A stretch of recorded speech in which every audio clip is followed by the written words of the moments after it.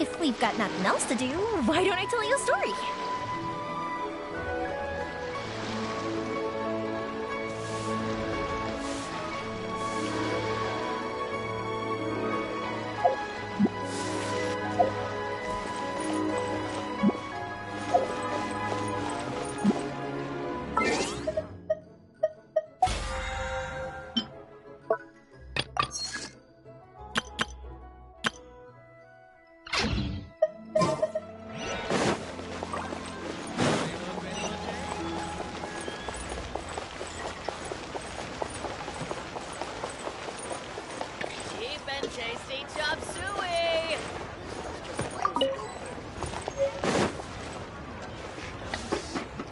Try something new at the Wanmin restaurant.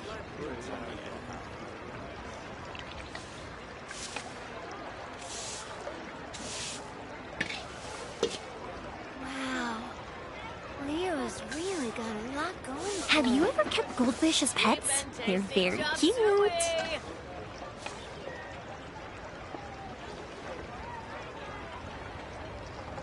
Try something new at the Wanmin restaurant.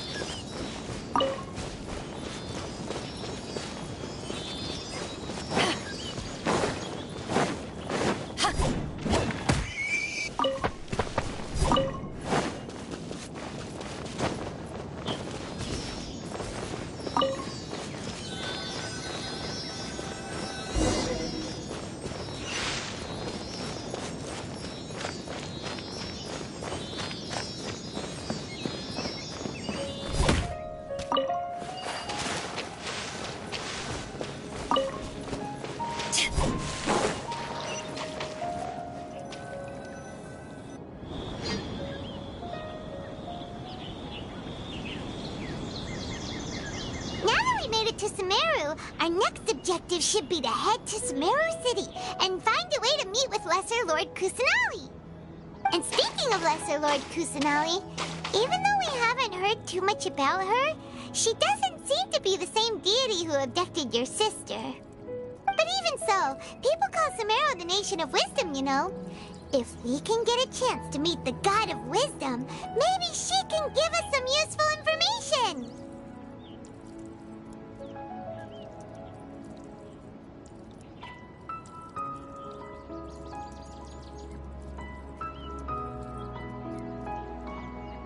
But, Paimon doesn't know the way to Sumeru City.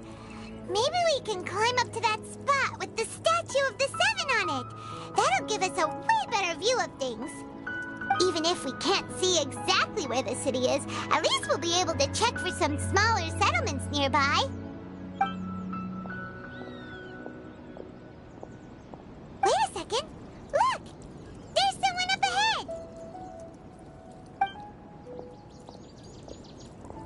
Perfect timing!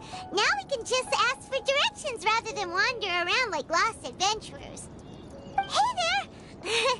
We're not from around here and seem to have gotten a little lost. We'd like to ask for some directions. Huh? Did they not hear Paimon? Hey! You over there! Could you give us some directions? Huh? What's going on here?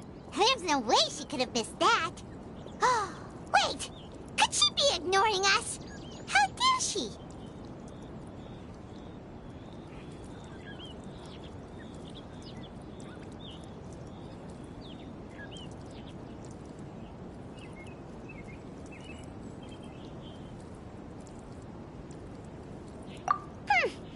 Well, even so, she might be heading someplace where we could find other people to ask.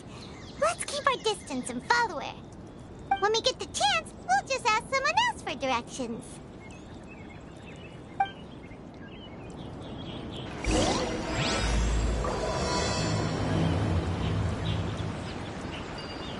Come on, Bud.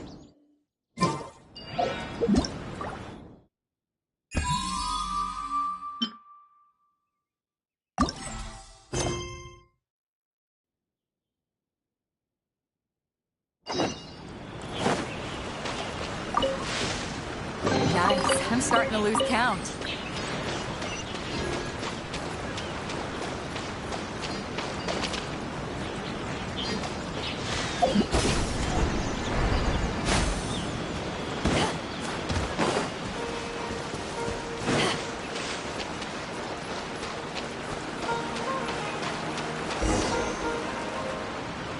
Huh? She just walked near that small waterfall and then suddenly vanished. Let's go take a closer look.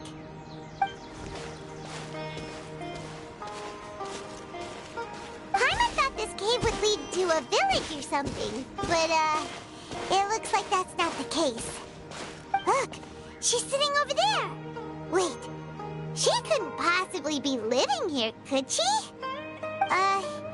What should we do now? Do we try asking her for directions again?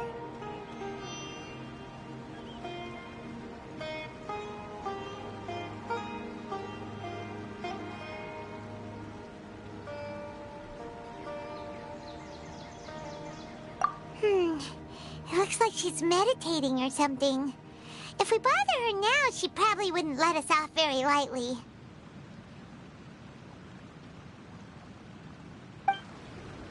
Oh! What a lovely smell! It's coming from that sensor over there. This is definitely not your typical place to call home, but at least it smells nice. Maybe living here wouldn't be too bad after all.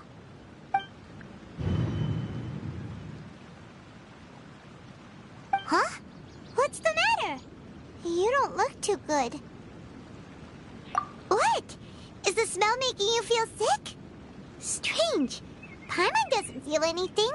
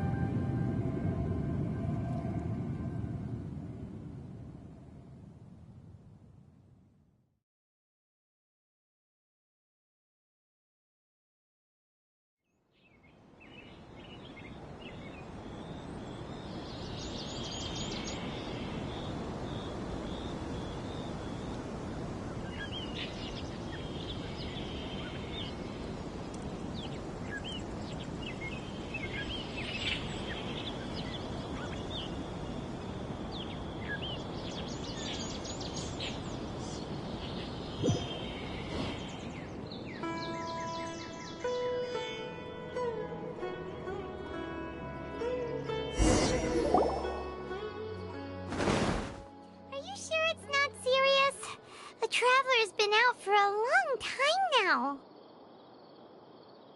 Yes, you can relax. Believe me, Master is extremely knowledgeable. If he says that he's going to be alright, then there's absolutely nothing to worry about.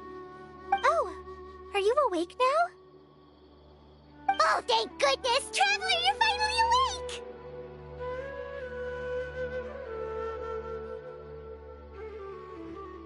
Well, we're at... good question. Where are we? Paimon was in such a panic when you passed out that she even forgot to ask what place this is. This is Gandharvaville. It was originally built by scholars from Sumeru as a place to rest in the rainforest. Now it's mainly used by the forest rangers as a base of operations. My name is Colley. I'm a trainee forest ranger. My master and I found you passed out during our patrol, so we brought you here. Oh, no things are necessary.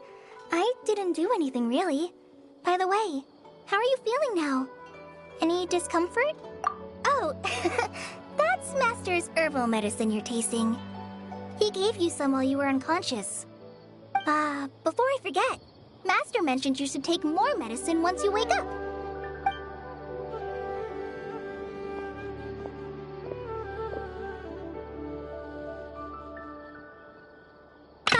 Whoops! Colley, what's the matter? Were you trying to retrieve the medicine? As I've already told you, you must be careful with these. All right, I'll get it for you once I'm finished here. Sorry, Master. Now, the guide to Avidya Forest's edible fungi is clearly posted on our bulletin board. But if Farbode forgets which mushrooms to avoid one more time, I'll have no choice but to leave the guide somewhere a little more visible. Like right smack on his forehead so others can remind him to be careful. Right? This is the second time he's come down with food poisoning this month. I'll be sure to give him a good talking to. Yes, please do. If, on the off chance, Farbode simply enjoys having little imaginary fairies dance before his eyes, then we'll just let him be. But the next time he requires any of our medicine, be sure to charge him accordingly.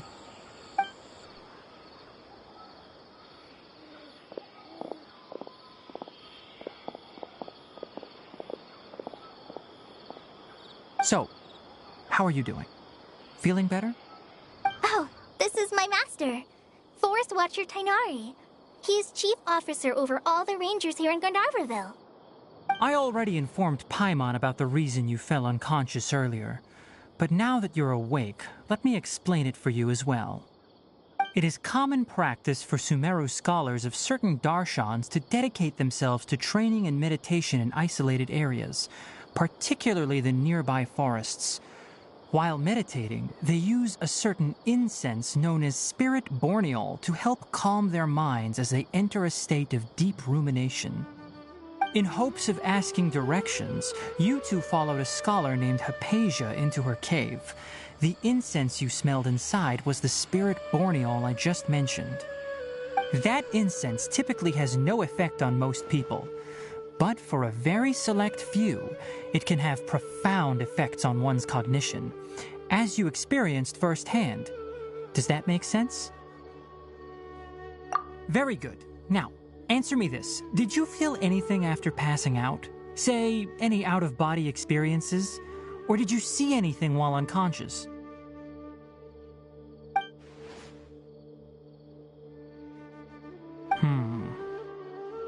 Colley, let the others know to stop bringing their patrol logs here for now. Huh? Why? Because these two will be staying here for the next few days. They can have my room and I'll bunk with Amir. Now get a move on and be sure to do as I've said. Yes, Master Tighnari.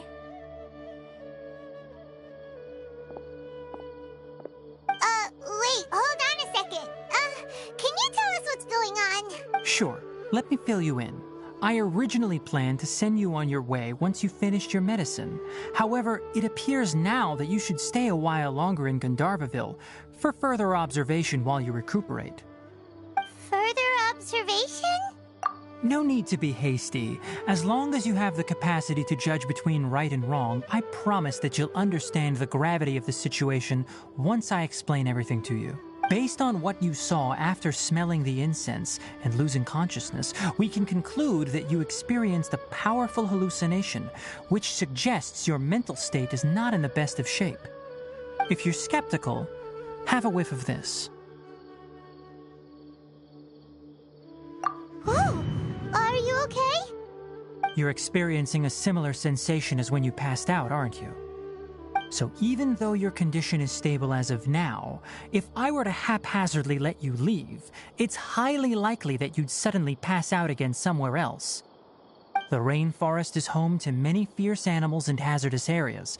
If something were to happen to you again, I'm afraid you might not be so lucky. For now, I suggest you continue taking your medicine each day and avoid wandering off on your own. At least until you stop having adverse reactions to this kind of smell, okay? Good. Now continue resting while I fire up another bowl of medicine for you. Seriously? We just arrived in Sumeru and we're already having problems left and right. Paimon knows we're set on meeting Lesser Lord Kusanali as soon as possible, but you really don't look too good. It'd probably be best to let you recover first. Hey! Are you even listening to Paimon? Paimon's over here worrying about you, you know. What's weird? You mean how you're feeling now?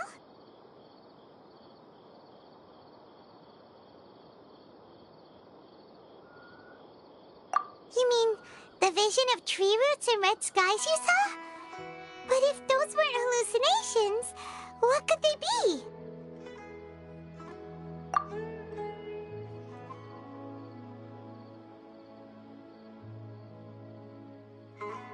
Well, considering how unique you are, Paimon trusts your judgment here. But why didn't you say anything about it to Tighnari? If he misjudged your condition, then there's a chance you could get worse, right? Huh? You mean that Tighnari already knows that what you saw weren't hallucinations? But if that's the case, why would he try to hide that from us? Oh, Paimon gets it now. That explains why you were so quiet earlier. Well, that settles it then.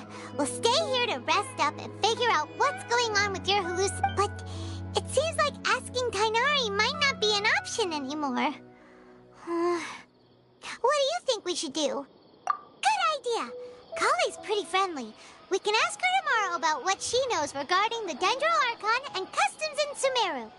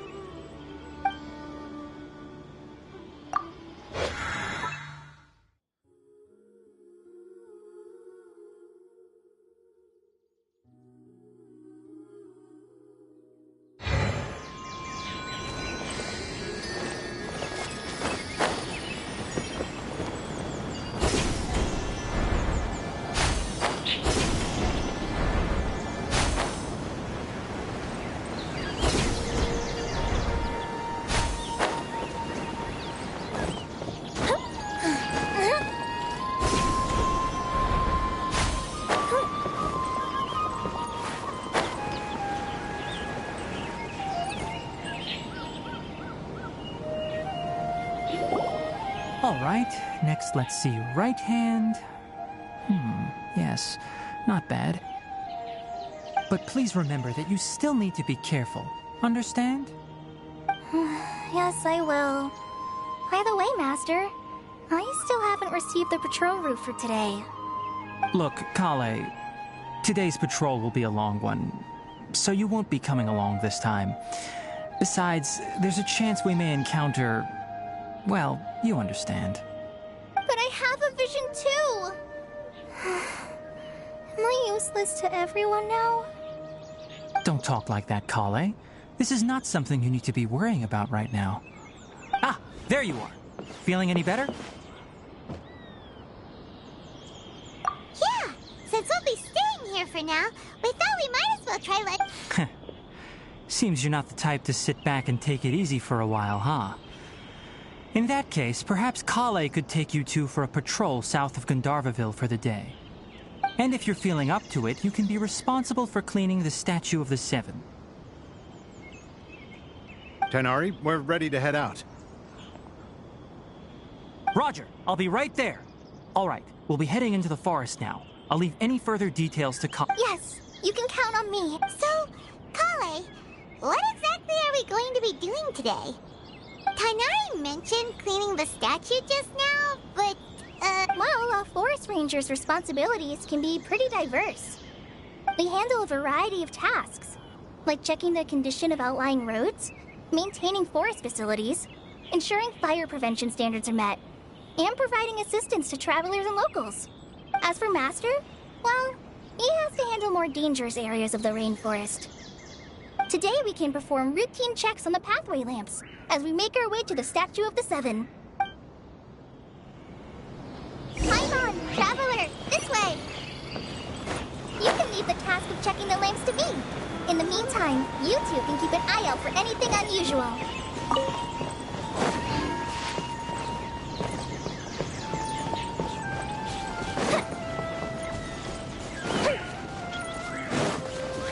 Nothing wrong with these two lamps. Let's move to the next ones. Oh, this lamp seems to be getting a little wobbly. Let me make a note of it. No problems with this lamp. Good.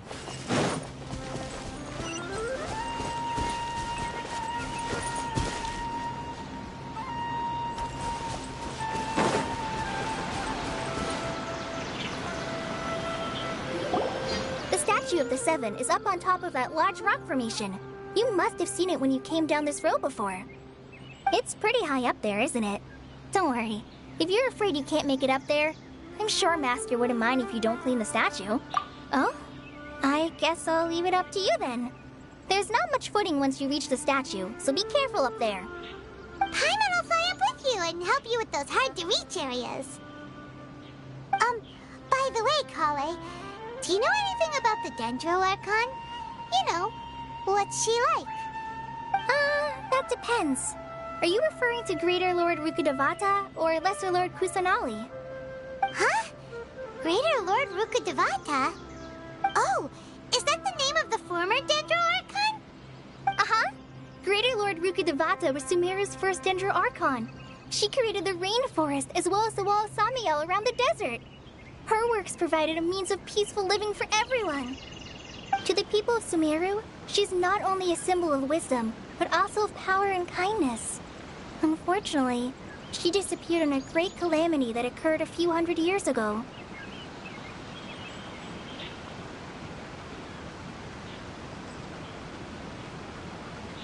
According to what Master has told me, the sages later found the newly born Dendro Archon and whisked her back to Sumeru. To celebrate the reinstatement of their lost deity, the sages dubbed her Lesser Lord Kusanali and let her reside in the sanctuary of Sarasthana. Uh-huh. Then what happened? Well, and then... I'm not too sure what happened, to be honest. Huh? You're not too sure? But aren't you from Sumeru? Yeah, I'm from Sumeru. But... Maybe it's difficult to discuss this topic with strangers. If that's the case, then don't worry, we understand. No, it's not that. I'm not trying to hide something from you. Besides, I don't consider you two strangers. Anyway, you two know Amber, right? Wait, Amber? You mean... Yes, that's her. I once lived in Mondstadt for a while, and she helped me a lot during that time. You could even say that she helped me become a new person. There's no one like Amber. She lives life to the fullest while always adhering to her strong sense of justice.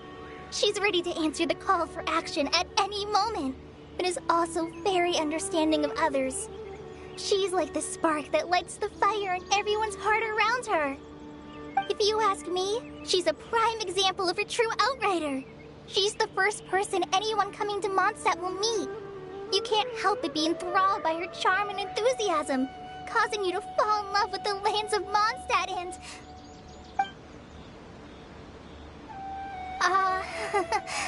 sorry.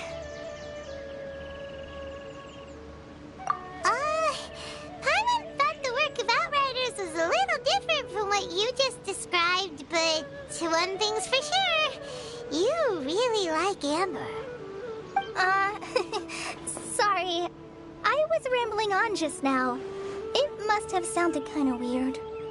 It's alright, Colley. Knowing that you're a friend of Amber somehow makes Paimon suddenly feel a lot closer to you. So, how do you know that we've met Amber? Well, after I returned to Sumeru, Amber and I have stayed in touch by writing each other letters. In one letter, she mentioned that Mondstadt was attacked by a fearsome dragon, but the city was saved by a mysterious blonde traveler and their floating companion. I knew you two were the ones she mentioned in the letter the moment I saw you. But, considering everything you've been through that day, I thought it'd be inappropriate to bring it up. So that... Yep, so please know that you two have my complete trust, really. I wish I could tell you more about the Dendroarchon, but I have been away from Sumeru for some time, and I haven't read any books. Sorry. That's alright. You've already helped us a lot. We had never even heard of Greater Lord Rukkhadevata or the Sanctuary of Surasthana until you mentioned them. Oh, I'm happy that was helpful. There is one thing I want to ask, though. Why do you two want to know about the Dendroarchon?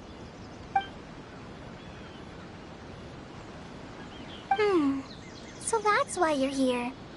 Thank you for telling me your story. Don't mention it. We are friends after all, right?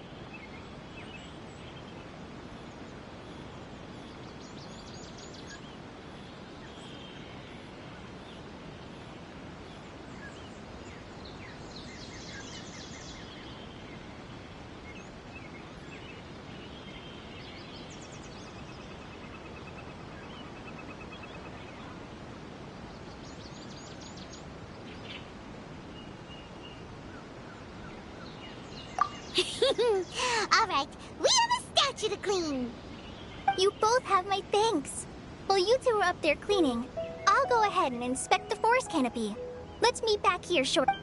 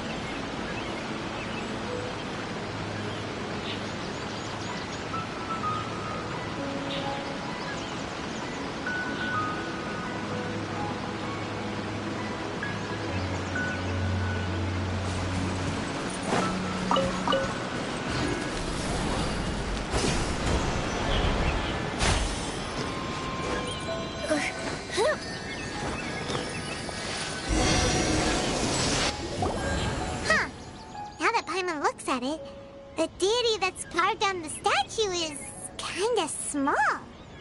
Do you think she's supposed to be Greater Lord Rukkhadevata or Lesser Lord Kusanali?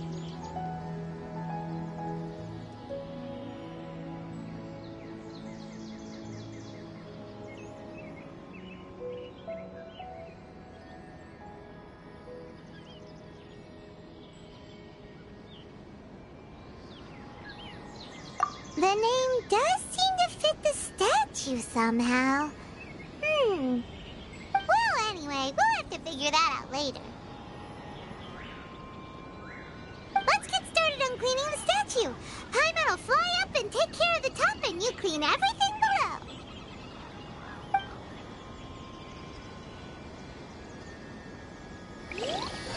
Nice work! That's one clean statue. Let's head down and meet up with Colley.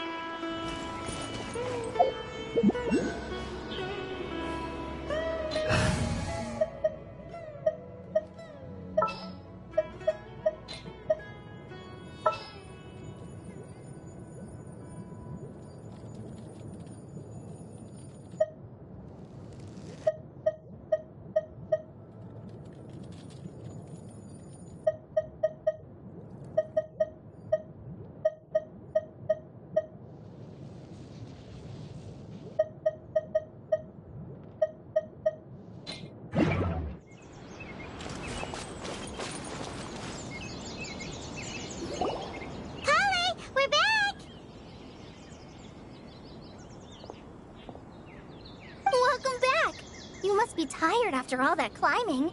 Let's take a little break. I brought some fruit and water for us.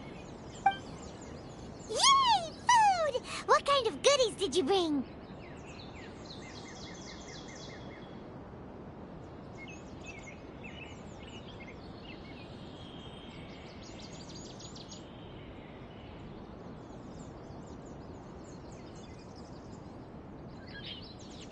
Hey!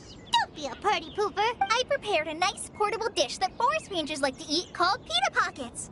I hope you'll like them. Whoops! Ah! No! You dropped it on the ground! Not to worry. I wrapped a few layers of oiled paper around each pita. They should be fine. Oh, whew. Paimon nearly had a heart attack there. Those pitas are amazing! You're quite the cook, Colley. Thank goodness you wrapped them in paper.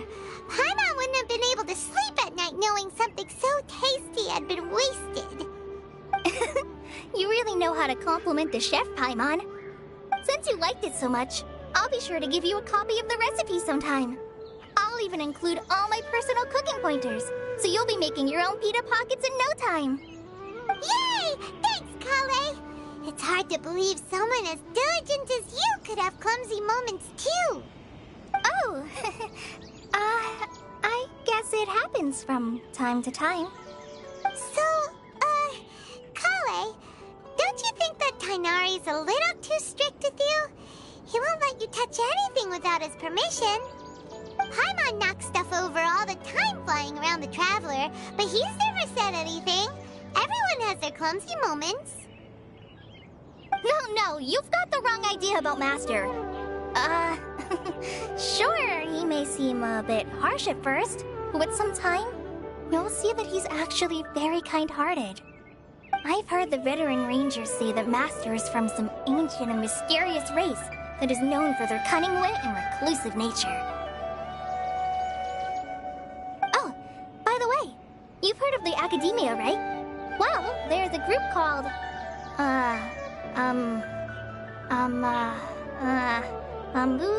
something?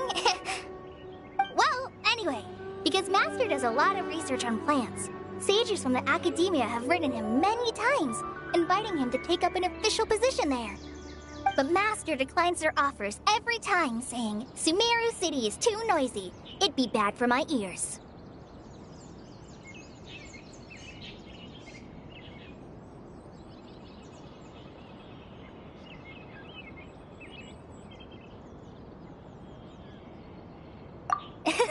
Seems you already know him well. Anyway, I'm sure the sages were not happy about his responses. Master could obviously have a bright future in the Academia, but he insists on sticking to the path of a forest watcher. Every day he helps the locals of the forest and passes on his extensive knowledge to trainees like me. In fact, Master's the one who taught me how to make pita pockets. Really? Paimon would have never guessed that. Oh, speaking of Tighnari, he was the one who took care of you after finding you passed out yesterday. He even carried you all the way here. Paimon's still kinda upset, though. He kept scolding Paimon the entire way here.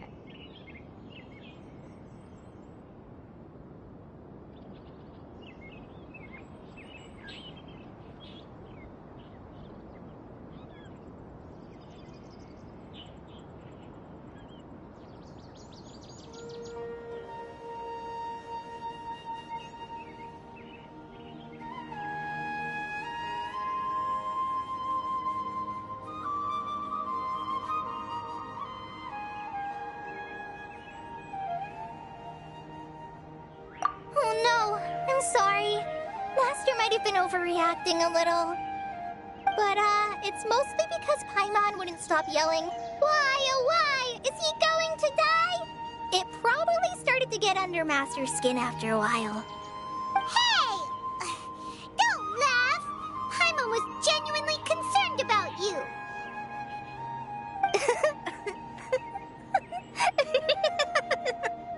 Hey! Now even Colley started to laugh. Ugh, that's it! Paimon won't forget this! It's time for some Paimonial rap!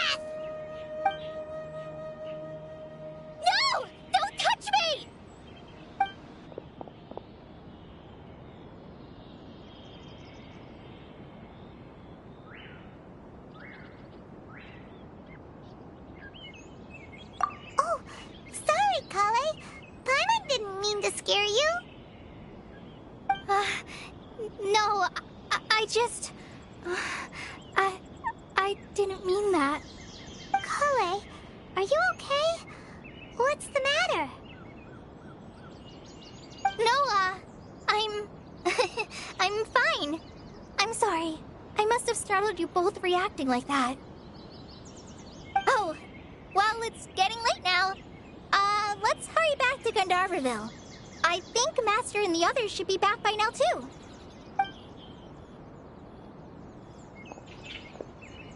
Huh? What was up with Colley just now? And why is she in such a hurry all of a sudden? Look, she's practically running back. Paimon can't even see her now.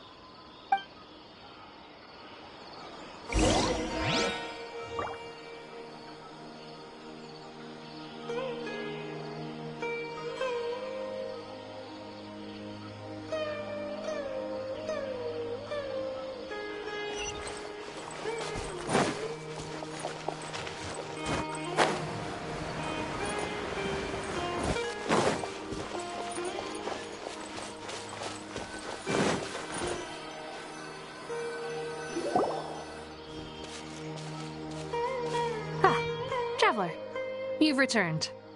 Yep, we're back. Have you seen Colley by any chance? Oh, Colley? Yes, I saw her go into her room just a moment ago. Oh, okay.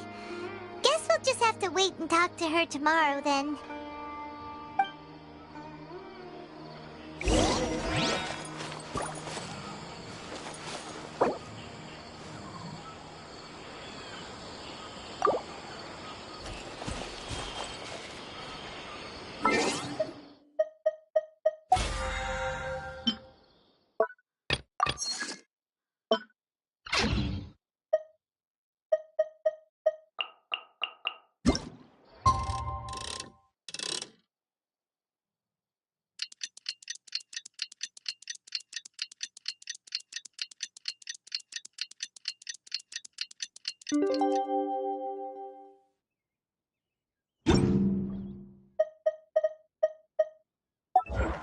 If we've got nothing.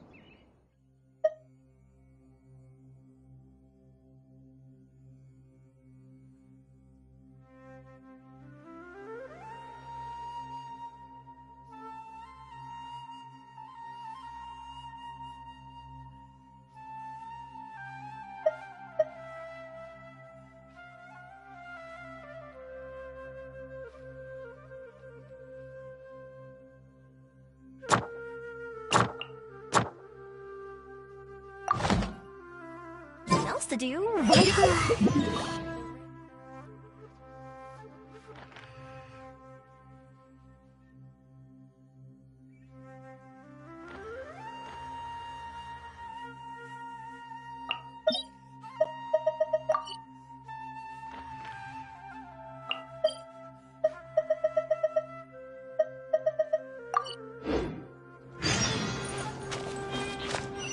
Maybe she's in a better mood now. Well, let's go check on her.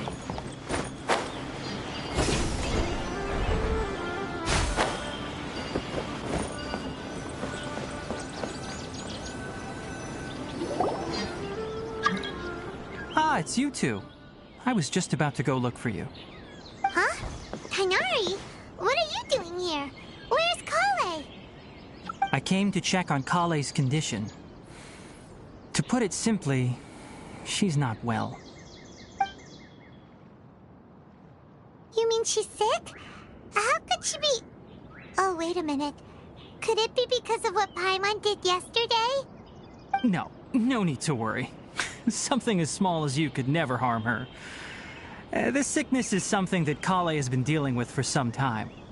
Colley has been more excited than usual since you two arrived. A little too much so, to be honest. She hasn't remembered to take care of herself. I suppose it's understandable, though. She hasn't been around anyone she considered a friend for some time now. It must have been refreshing for her to have you two here. So, Tighnari, what's really wrong with Colley? Let's take this conversation elsewhere. Colley just fell asleep after taking her medicine. She needs some peace and quiet.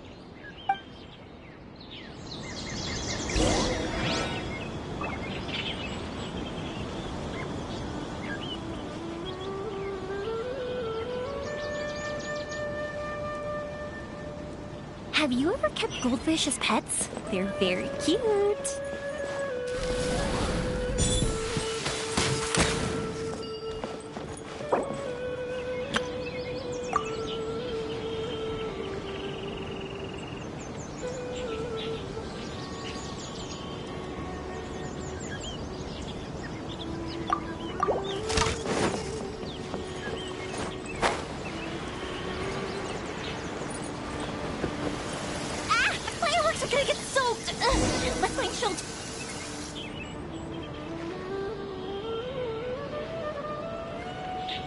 Let's continue our conversation here, shall we?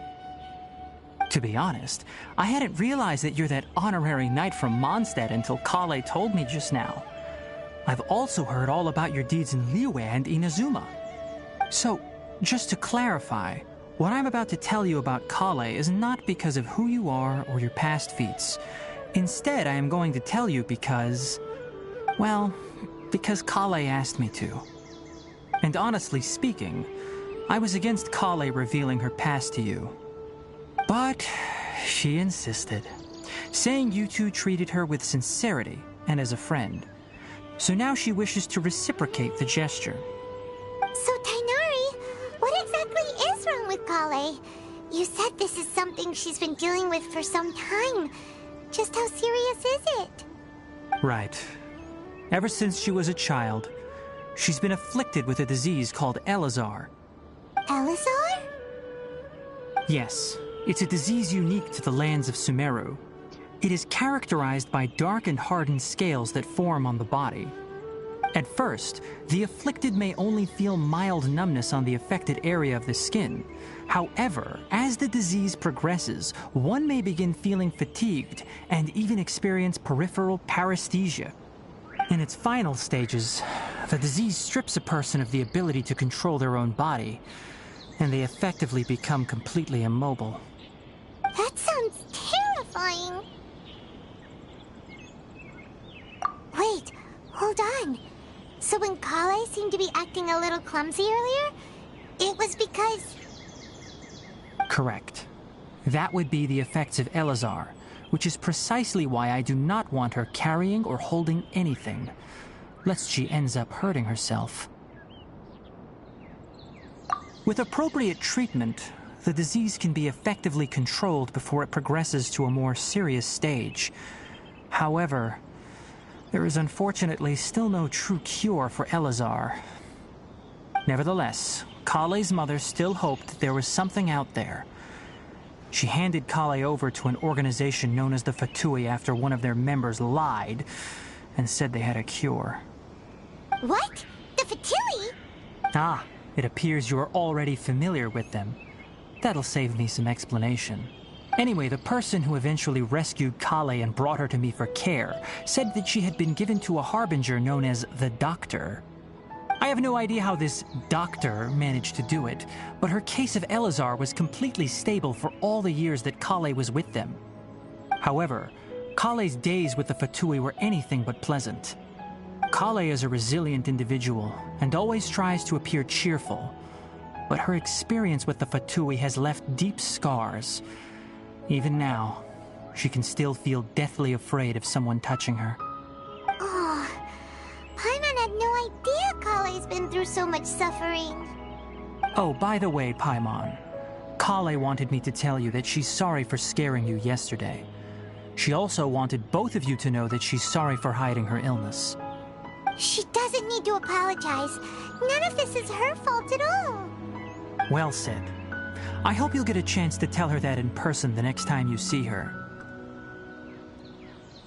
Colley once thought that it would be impossible for her to have any real friendships. I trust that you two will never let my trainee experience such emotional pain again. Don't worry, Tighnari. We'll take good care of her.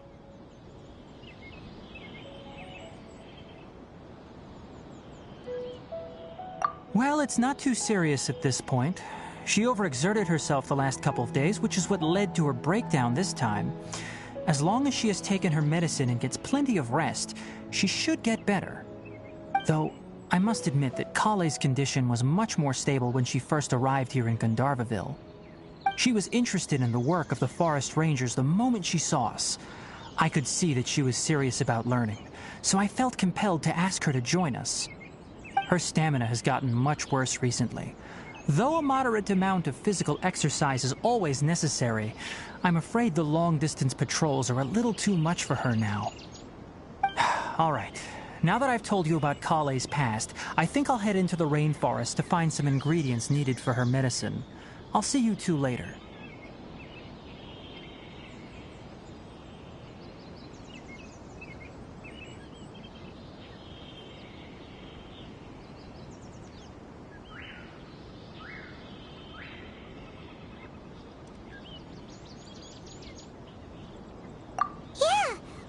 To do something to help Colley too. All right, but I must warn you two. The rainforest is a dangerous place, especially for someone who's still recovering like the Traveler. You must follow closely and listen to every instruction. No problemo. Let's go then. We'll be looking for a plant known as Lunar Lotus. It's often used to help those afflicted with Elazar recover their energy.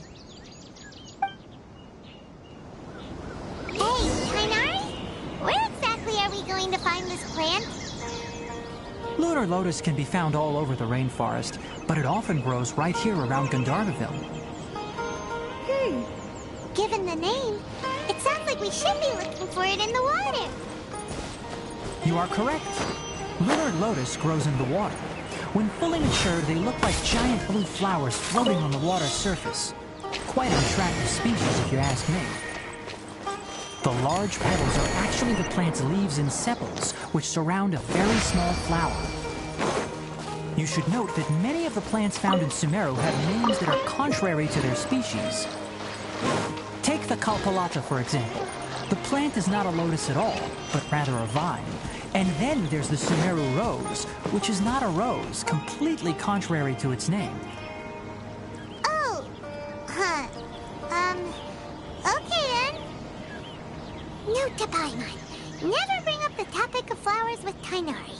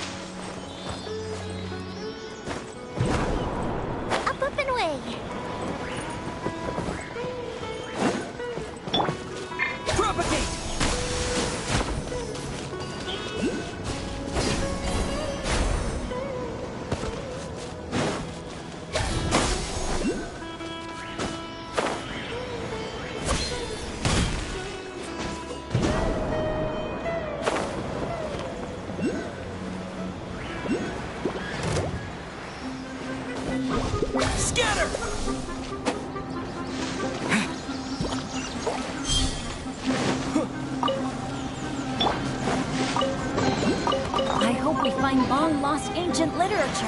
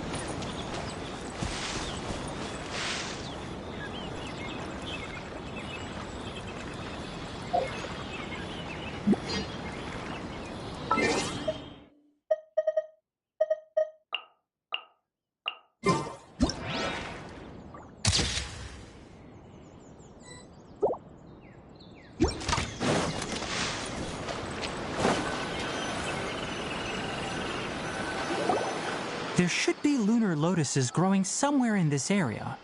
Let's split up and begin searching. If you could manage to gather 4 of them, that would be sufficient. We'll rendezvous here once you've gathered the needed amount.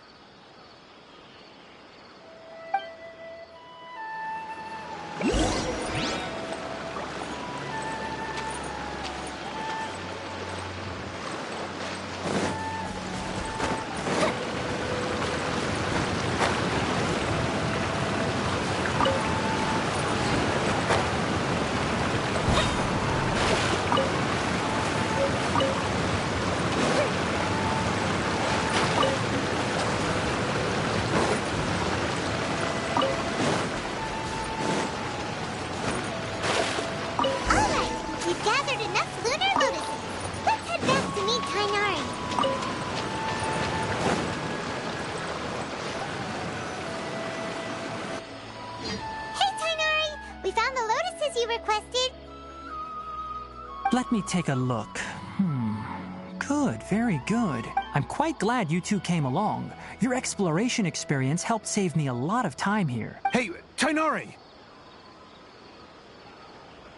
Oh, Tainari! Someone's calling your name! They're dressed like a forest ranger. Ah yes, that's Amir and the others. But didn't they just set off not too long ago? What are they doing back so early? Let's go find out what's going on.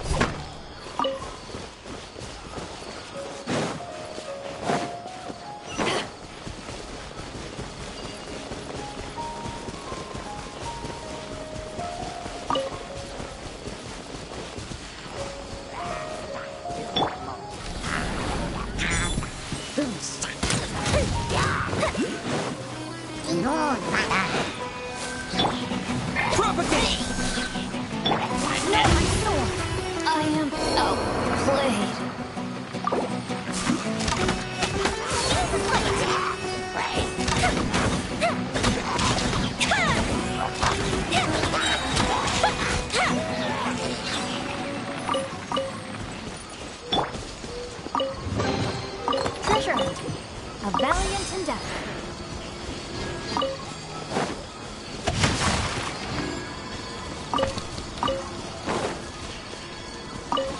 Time to act.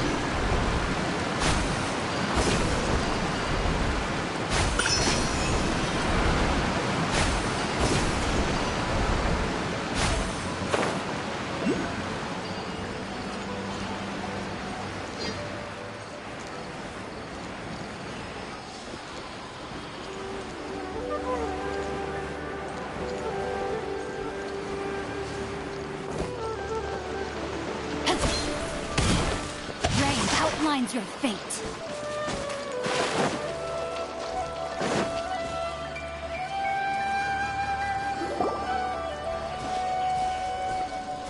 Tighnari, thank goodness we found you here. We were just about to head back and find you at Gandharvaville.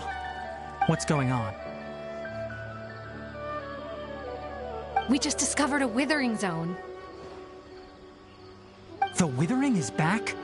But the patrol route you were on should have been already clear just a week ago. It reappeared so quickly. Can you tell me the exact location? It's up ahead, deep in the river valley. It's appeared in a spot that blocks nearly the entire narrow part of the valley area, so we decided to come find you as quickly as possible. And the radius of the contamination? Sorry, I couldn't get a clear enough view to tell.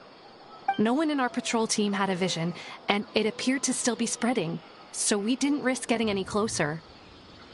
Okay, I understand. You made the right decision. I'll go deal with it right away. Wait, Tighnari, why don't you let us help? You two have only just arrived in Sumeru. You're still unfamiliar with many things in these lands. There's a unique type of anomaly that occurs in the Sumeru rainforest. It's called the Withering. The affected areas not only cause nearby vegetation to wither, but it's also lethal to wildlife and even people. If you don't carry a vision, then you should think twice before approaching such places. Yes, Amir is absolutely right. I wasn't kidding when I said the rainforest is a dangerous place. As Amir said, only someone with a vision, that is, the power to manipulate elements, will be able to resist the Withering's corrosive effects for a time. That's right. If any of the forest rangers without a vision come across a Withering zone, we first make a record of the location and then have a ranger with the proper abilities deal with it, like Tighnari here. Only someone with a vision can venture within a Withering zone and find a way to deal with it.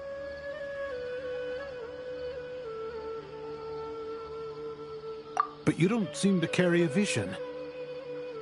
Don't worry, he may not have a vision, but he's a real pro at using the power of the elements. It seems the rumors about you are true. In that case, all right, we typically only teach visitors.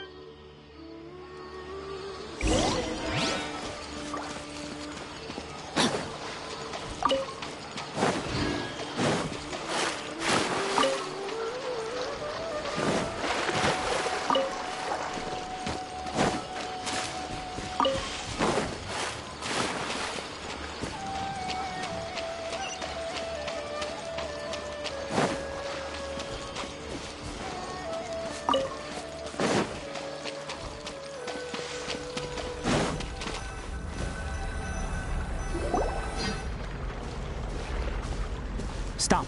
Don't move any further. Look there in the distance. Huh? Where? Oh, look! Those plants have withered! That whole area is... Oh, Paimon does... That is the Withering. All right, Traveler. We're going to have to enter that Withering zone. Once inside, we'll need to look for what we call tumors of the Withering. If we eliminate those, then the area will be saved. Thank you. But I must warn you, don't push yourself. Even with elemental powers, once you step inside the Withering zone, you may experience extreme discomfort. If at any point it becomes... You ready then? Let's go.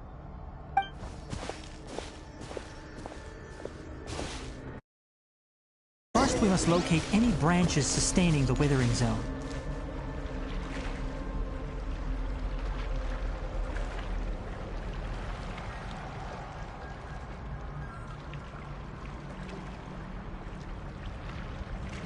Time to act.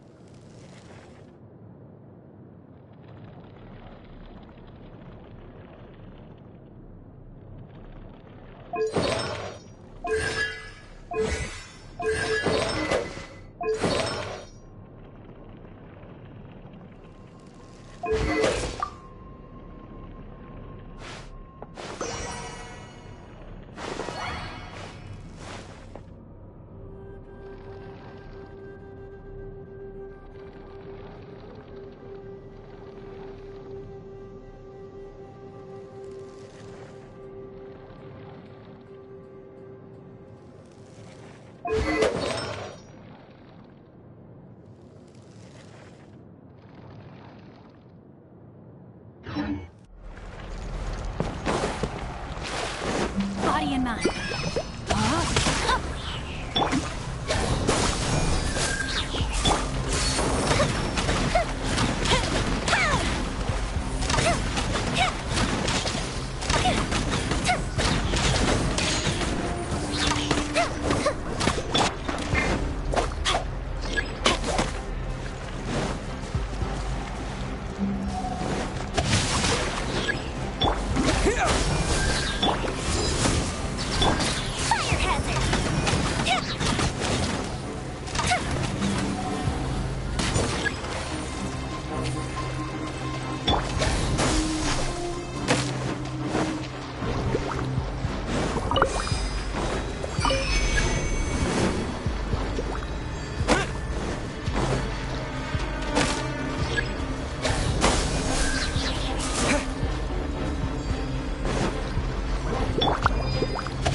Outlines your fate.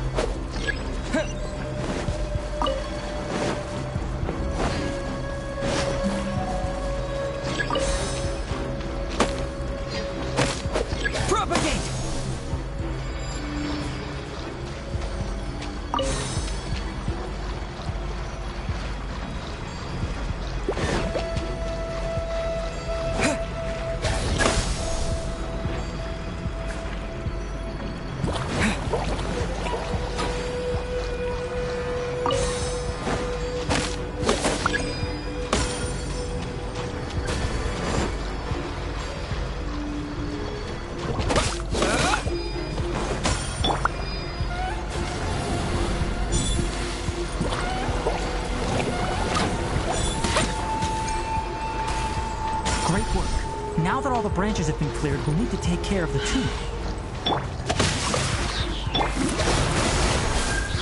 Spring forth!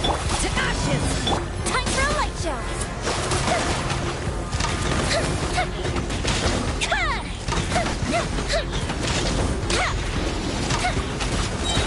That didn't count!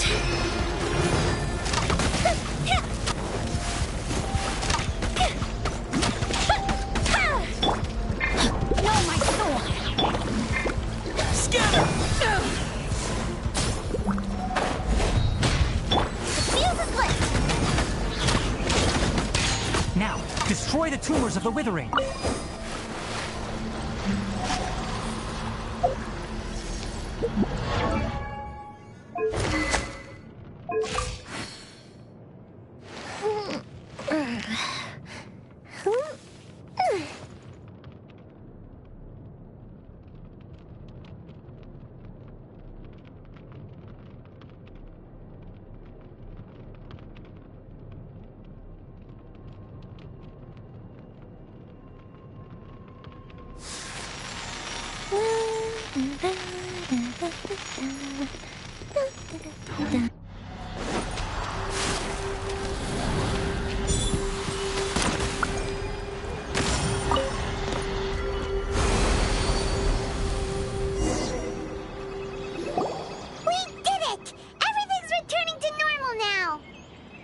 Yes, thanks to you two.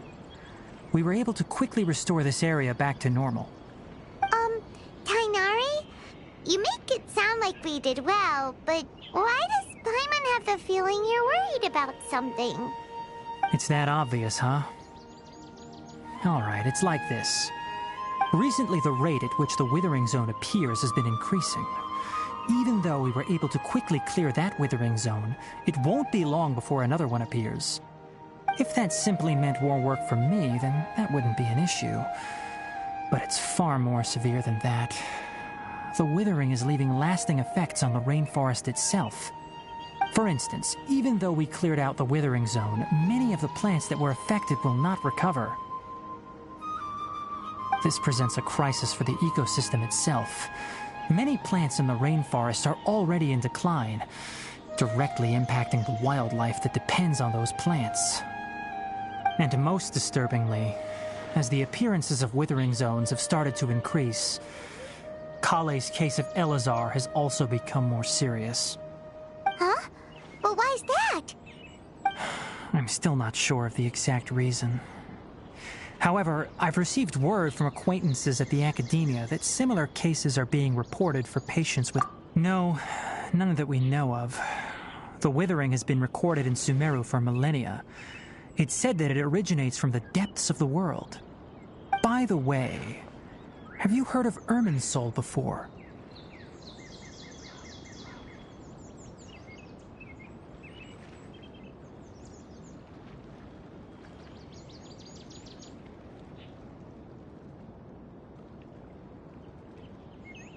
Irminsul is a tree located deep beneath the surface.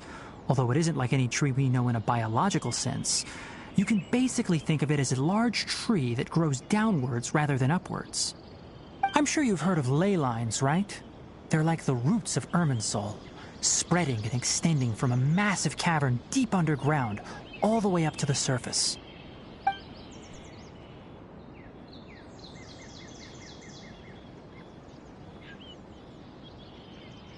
Ley Lines continually absorb the memories of this world, which are then funneled into Irminsul, allowing it to collect knowledge and wisdom from ancient times to present day.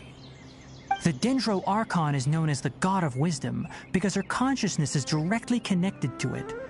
It is also said that the Dendro Archon's power is a manifestation of Irminsul. And as for the Withering, its emergence is related to a disease that's affecting it. That's right. My ancestors learned of this from Greater Lord Rukkhadevata's familiars a long time ago. But even those mysterious creatures did not know of a cure for Irminsul. I'm afraid we Rangers will be battling the Withering Zones here for a long time until a cure is found. Alright, that's enough on this topic for the time being. Now that we've taken care of things here, it's time for us to head back to Gandharvaville.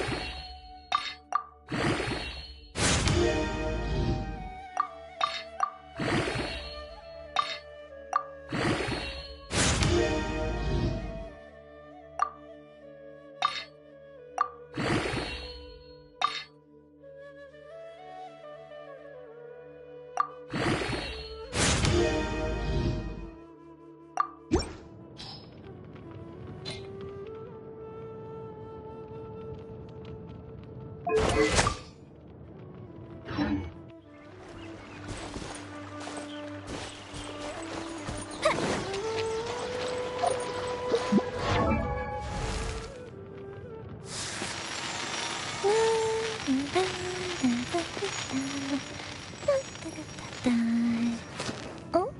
Oh.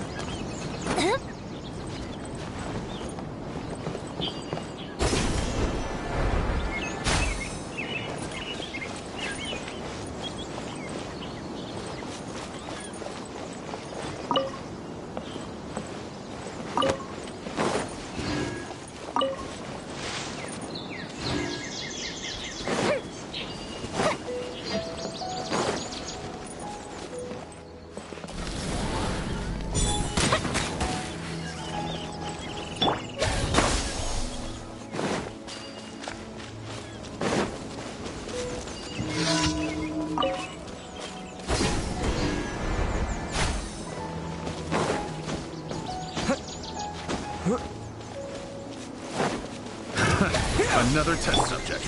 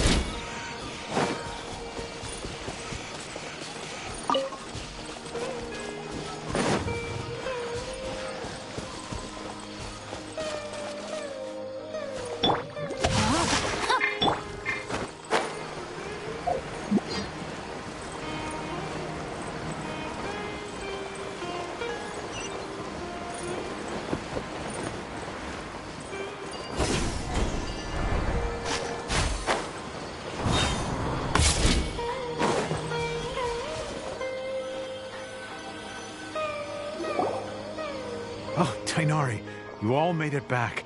How did it go? The Withering Zone you reported has been taken care of. No need to worry. Huh. Wait, is that?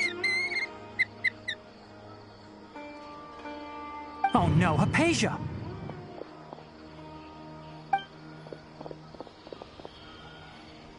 Huh? What's wrong, Tighnari? This Duskbird is Hypatia's designated courier for urgent news. You do remember her, don't you? Oh, her? How could we forget? So did something happen? Let me see what's written in the letter first. So what's it say? And what's with that weird expression on your face? Yes, allow me to explain. After we brought you from Hypatia's cave to Gandharvaville, Hypatia resumed her meditation. She must have just finished. It's been nearly 3 days since she's had anything to eat, and it appears she's forgotten to prepare some rations. This letter is her asking us for help. What? You mean she's been sitting? Well, obviously because this has happened before. Last time she drew 5 lines, and by the time we found her... Needless to say, Hypatia's been through worse, but we should still get to her as quickly as possible. I've got some emergency rations set aside for times like these. Paimon, Traveler, could you two bring these to her? Wait, you want us to bring her the rations? But will the Traveler be okay if her cave is still filled with that funny incense? Let's find out. Here, Traveler, take a smell and see. So, how do you feel? Huh? Really? You're not feeling even a little drowsy? But wait, how'd you know that he'd be okay this time, Tighnari? Back when we were clearing the Withering Zone, I observed that he could adeptly manipulate the Dendro element. I knew then that he... And if I may ask, when I was telling you two about Irminsul's Ley Lines, was what I described similar at all to what you saw while you were unconscious? That's correct. Those weren't hallucinations at all. Though I don't intend to apologize for deceiving you. Because what you saw is of significant importance. Not just for the nation of Sumeru, but the entire world of Teyvat. My forefathers were shown much favor by Greater Lord Rukkhadevata. We took an oath to protect this nation together with her. Now that that duty has fallen to me, it was part of my responsibilities to ascertain whether you could be entrusted with the fate of Sumeru. Now, after seeing you in action with my own eyes, you have earned my confidence, and I no longer feel the need to hide any secrets from you.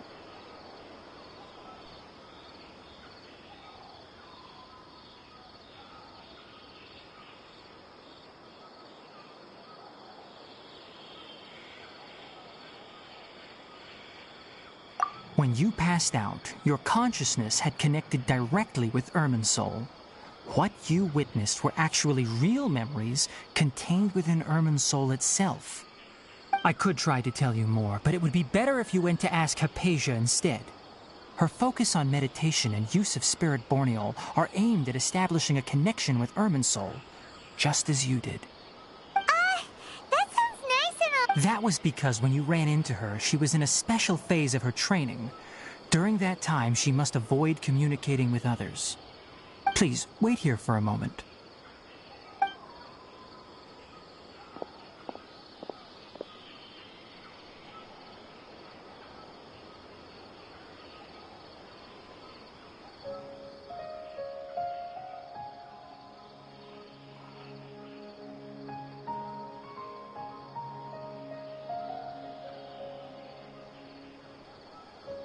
Here, take these. It's a meal I packed for Hypatia, as well as some other ingredients. I'm sure it'll come in handy. Also, here's a letter that I would like you to give to her. Just show it to her and she'll answer any questions you may have.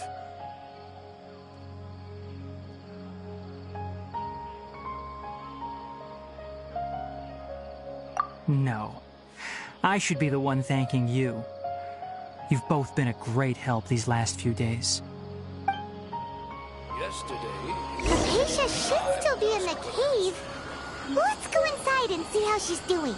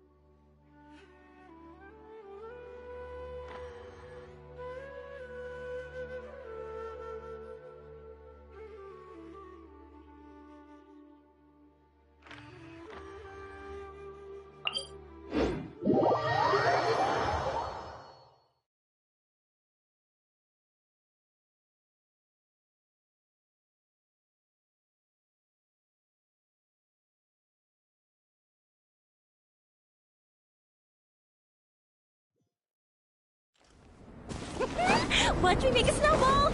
Pew! No, my sword!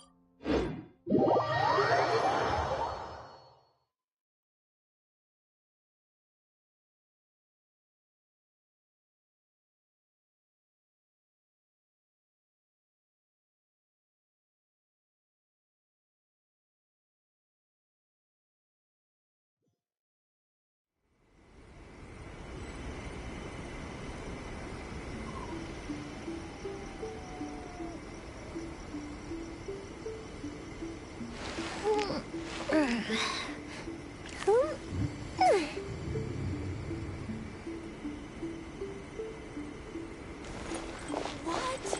Another bad one? No, let me try again.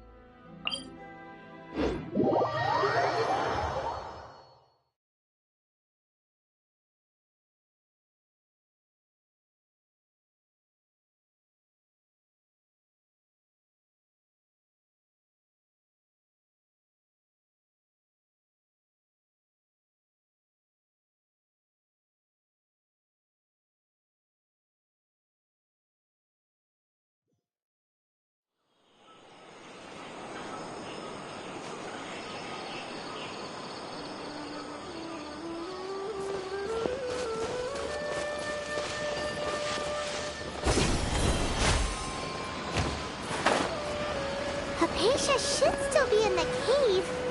Let's go inside and see how she's doing.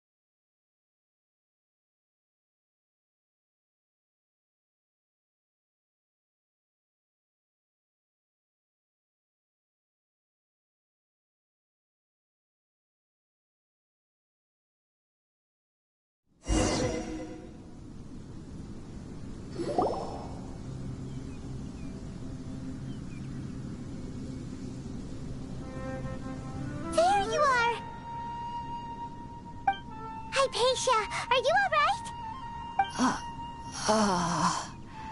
So hungry. There's no way we can get her to eat in her current condition. Let's try... Huh? Wait, why does...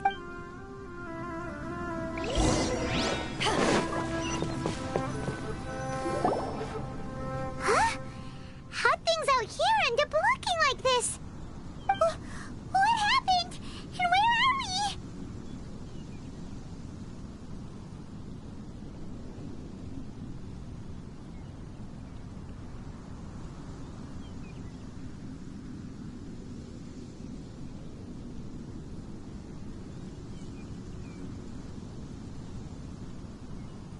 Really? Oh, maybe you're right. Let's go investigate the area.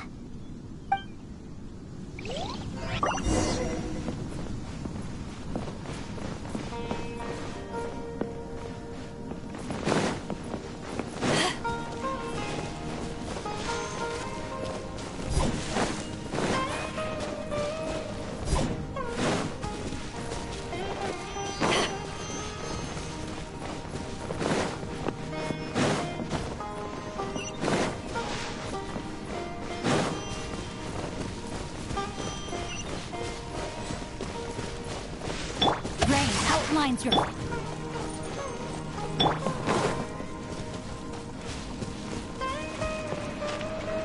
Wow, this place is huge! Paimon knew there's something off about that cave. Let's think of a way to get over there and have a closer look. Who knows? Maybe we'll find a lead of some kind.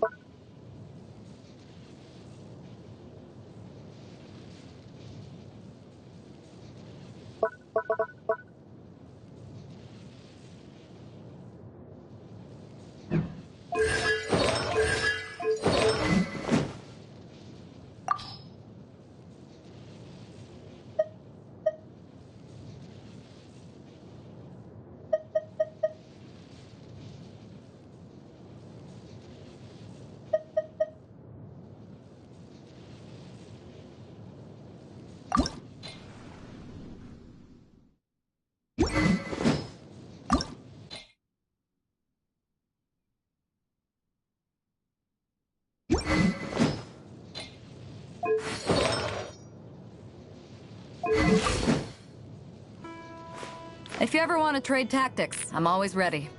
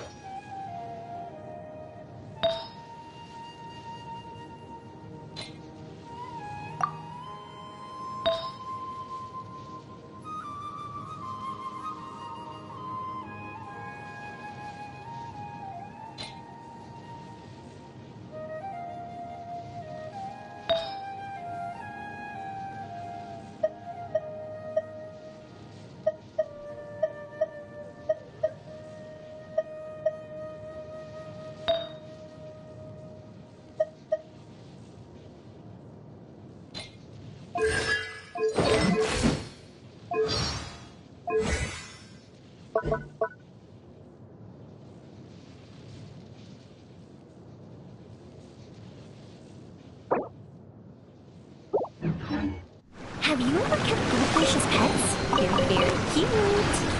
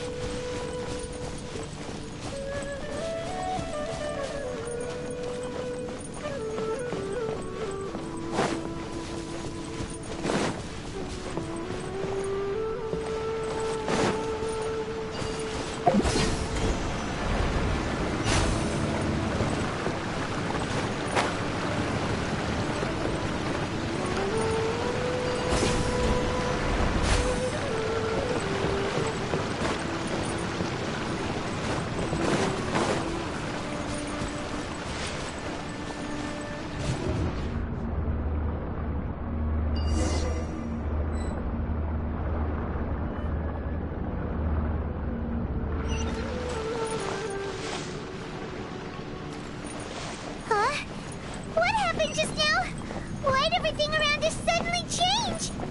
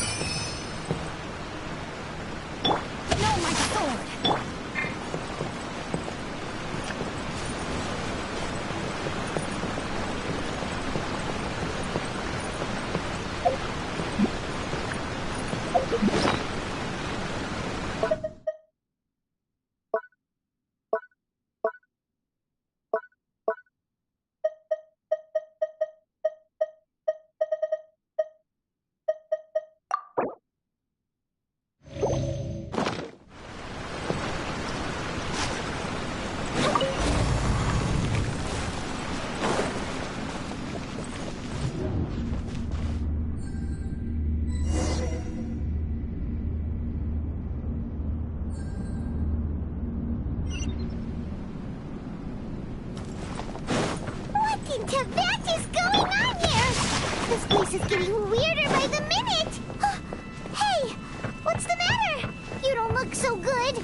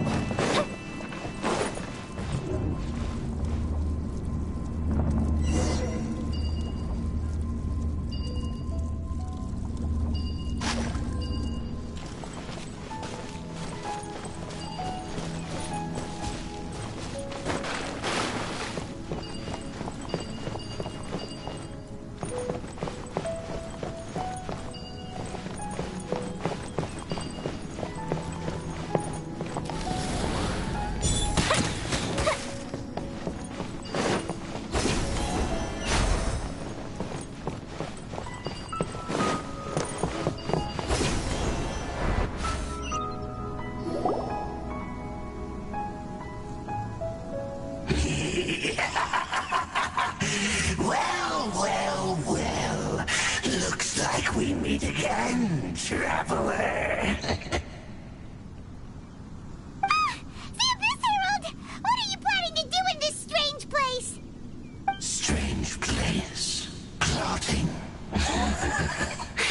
You needn't worry about such things. They don't concern you.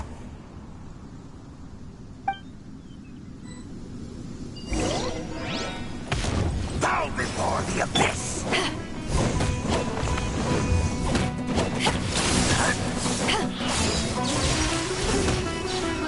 Rain outlines your fate.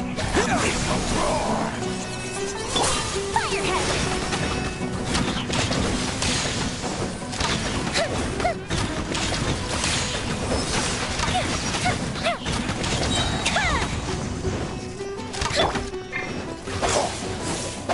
Not good.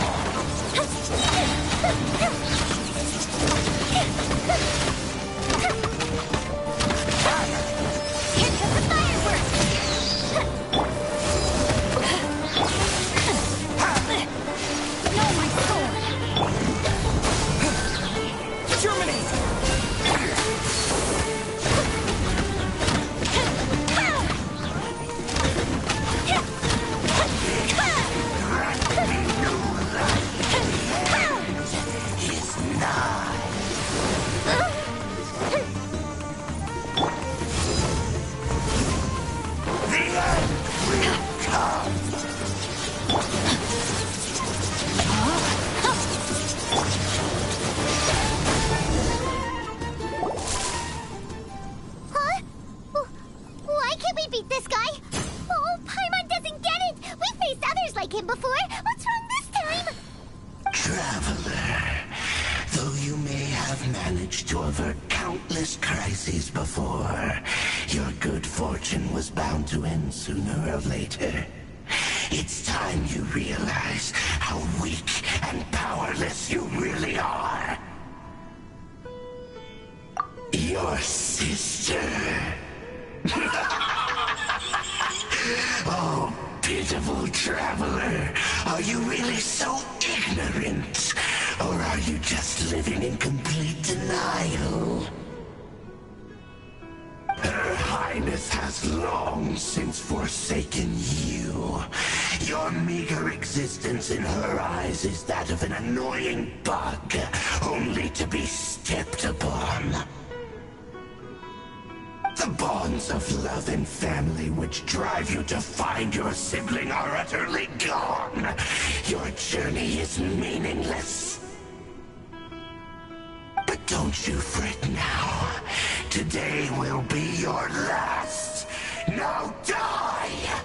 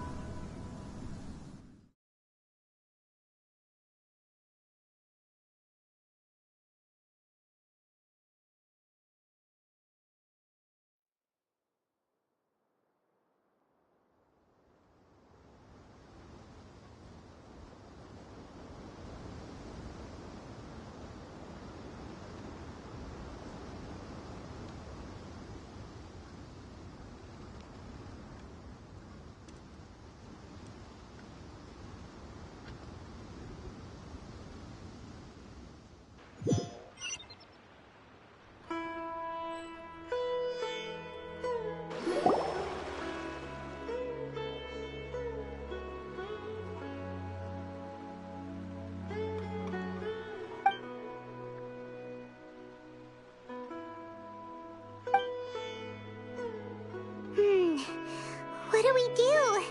We haven't seen Hypatia anywhere out here. Oh, there she is! Quick, let's see how she's doing. So sweet. Well, the good news is that she's still conscious. Hey, why'd you drop her food on the floor like that?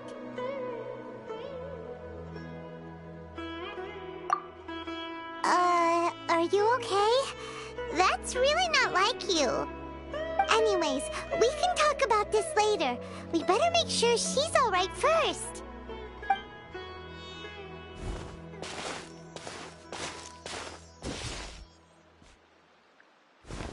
Whoa, wait a sec. Look at all this fruit lying around her.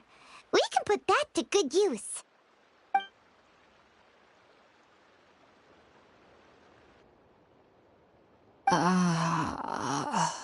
Who is there?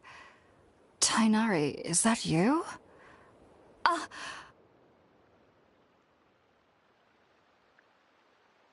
Huh? It's okay. You can relax, Hypatia. Tighnari sent us here to bring you some food and water. Here, we have a letter that he asked us to give you.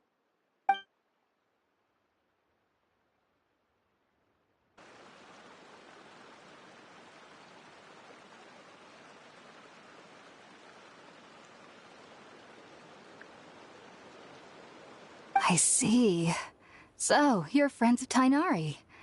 I apologize for all the trouble I've caused you. I'm grateful that you came so quickly to save me. You even brought all this fruit. Well, actually, we didn't bring the fruit. It was already here when we arrived. We were kind of wondering about that, actually. When we found you here, there was all this fruit lying around and even some juice dripping from your lips. How did you end up like this anyway? Oh, really? I seem to understand now. All the fruit was likely from my, neighbor. Must have come by and saw me like this. Your neighbor? You mean there's someone else living nearby? Oh? So you're able to see them too?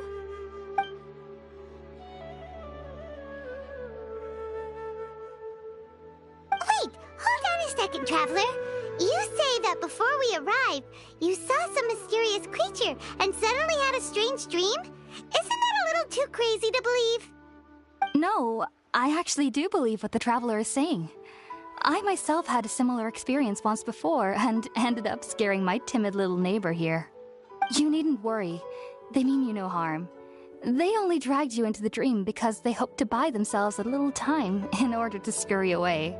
So, Hypatia, just what kind of creature is your neighbor exactly? I'm not sure what it's called, to be honest. But I do know that they have some sort of deeper connection with the Dendro Archon. I know this because the first time I saw them was also the exact day my consciousness was able to form a connection with Irminsul. Even after I opened my eyes and stopped meditating, my heart was still pounding, and my mind was racing with all the knowledge that I had touched.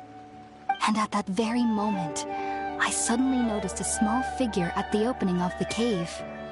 In my curiosity, I began to walk over to the creature. They must have already been used to me living in the cave, because they didn't seem to mind me approaching them. They just kept doing whatever they were up to. It wasn't until I crouched down next to them that they suddenly realized that I could see them. Oh!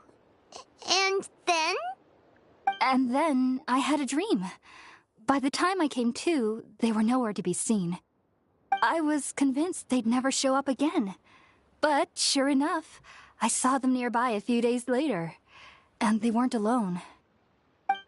I feel like they aren't as afraid of me as the first time I approached them, but I never would have expected them to save me. Yes, no doubt about that. By the way, Tighnari mentioned in his letter that you had questions for me regarding Irminsul.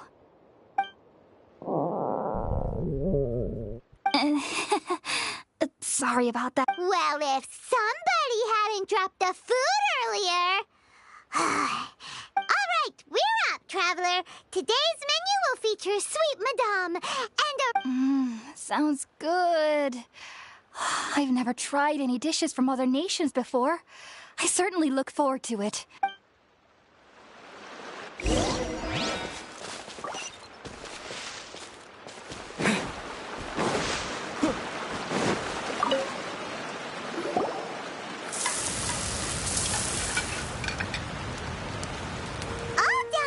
Let's use the empty box that Tighnari gave us since we already washed it. Oh, it smells amazing. And the box is a nice touch, too. Let's go serve this up and start eating with Hypatia.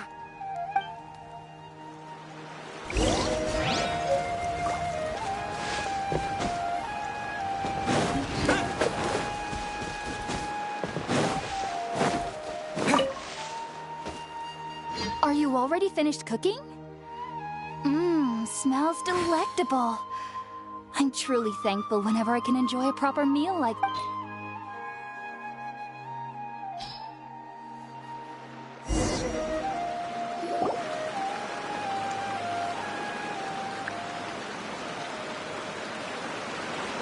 Even though everything you mentioned was in Tighnari's letter, it's still hard to believe you were able to connect with Irminsul immediately after smelling Spiritborn ale for the first time.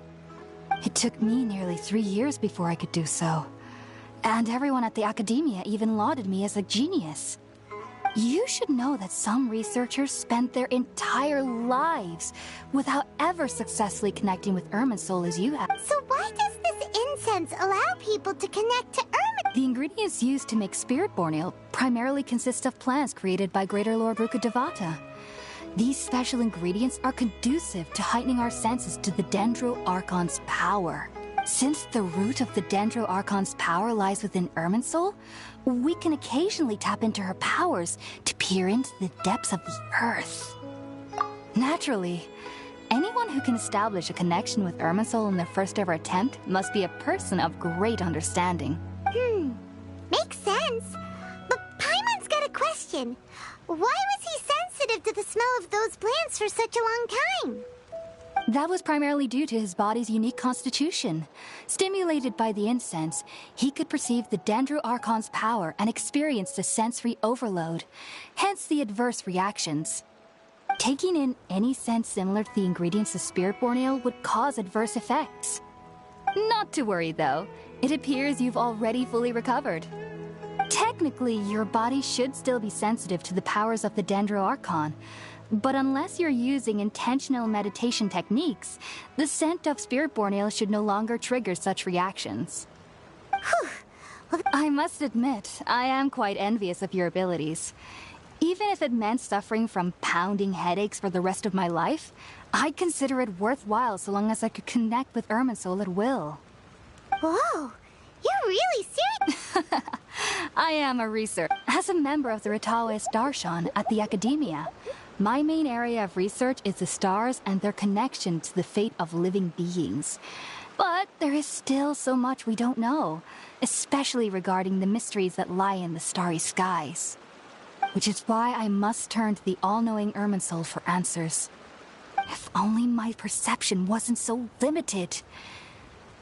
Unfortunately, I cannot guarantee that my every attempt to attune with Irminsul will be successful, or that doing so will leave my consciousness intact. I am currently in the stage of training known as Satyavada life. Many researchers in Sumeru have lost their minds while seeking to attune with Irminsul during this stage. Sages have said that Irminsul contains divine knowledge, and touching such knowledge without the proper preparations and abilities will only lead to one's mind caving in on itself. That's why we meditate alone. We need to ensure that our minds will be calm, while minimizing the possibility of involving anyone else. Whoa, so knowledge from Irminsul can be super dangerous. Aren't you afraid of the risk, Hypatia? Of course I do. Especially during nights that are pitch black with no moonlight, and dead silent without even the sound of insects. However, I've been feeling better as of late. I don't get as scared anymore knowing that I have a little neighbor living nearby. I believe that being able to see them is a sort of blessing from the Dendro Archon. But what's strangest of all is that they're clearly an envoy of the God of Wisdom herself, and they have the curious power to make people dream. What's so strange about that? It doesn't sound so out of place for a divine being, does it? Well, it's strange because nearly nobody in Sumeru can ever dream. Oh, is that true? Yes, well, to an extent. Only children can dream in Sumeru. Adults, however, never do. The sages say that wisdom implies rationality, but that which occurs in dreams is often neither rational nor logical. Yes, if one struggles with anxieties, those emotions could influence their dreams. The fact that the people of Sumeru do not have dreams is seen as a blessing by the sages. They believe that Greater Lord Rukkhadevata, the god of wisdom, is keeping us away from the foolish delusions you encounter in your sleep. I was born into a family of scholars in Sumeru City. Ever since I was a child, my parents would always tell me that I'll know I've grown up once I stop dreaming. I studied hard, enrolled as a student in the Academia, and went on to become a researcher. Sure enough, I never dreamed again. But then, on the day I scared the little Aranara, I suddenly saw a dream again. It was incredible. Though I don't exactly remember what I saw, I clearly recall the feeling. I suddenly felt like I was a child again. Back then, I was foolish and ignorant as any youth would be, but I was free of fear. Maybe dreaming isn't as bad as we've made it out to be. Just be sure not to speak of this if you travel to Sumeru City. They'll look at you as if you've lost your mind. So, do you have any thoughts about the things he saw when he connected with Irminsul? Sorry. I'm afraid I don't have any answers as of now. All I can say is that what you saw is a memory contained within Irminsul itself. World forget me. What could that possibly mean? If only I could ascend past Satyavada life and begin Paripurna life, I might have some more answers for you. If you two are ever in the area again, please be sure to come and see me. There's no need to be thanking me. You two are my saviors. Besides, I'm already looking forward to tasting some more of your cooking. Now that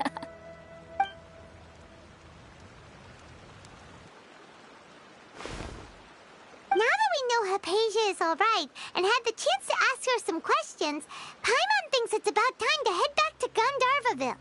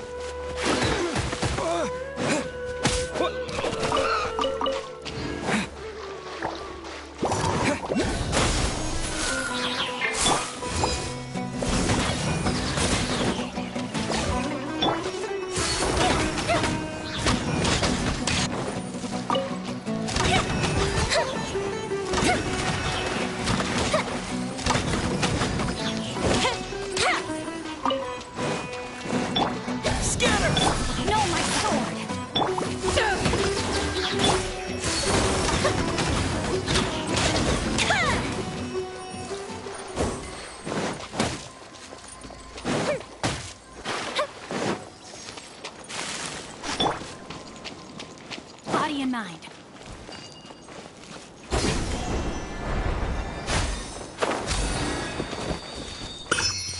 Rain outlines your fate.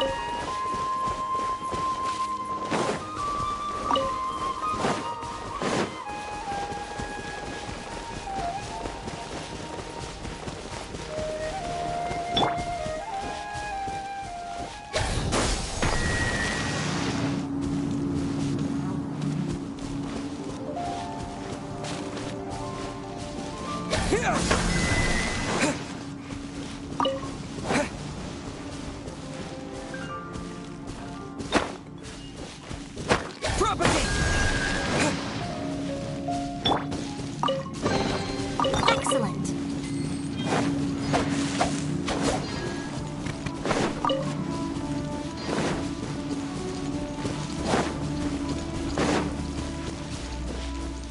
No, my sword.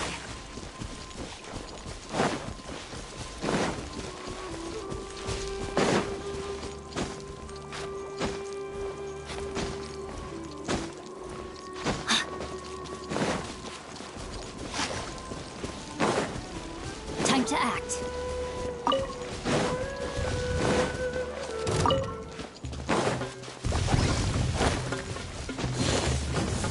Rain outlines your fate.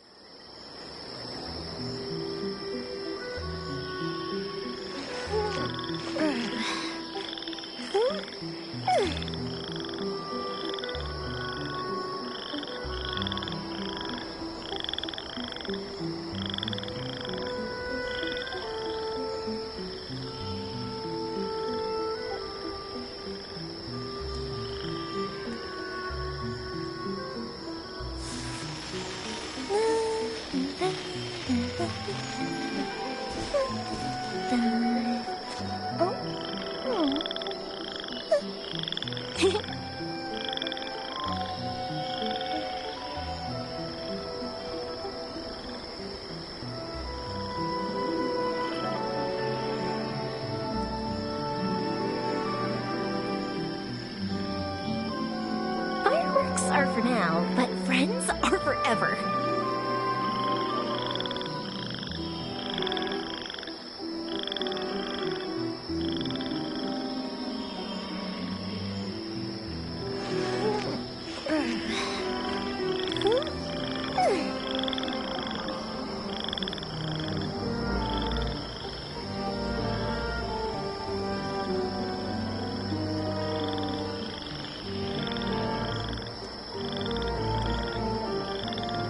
Have you ever kept goldfish as pets? They're very cute.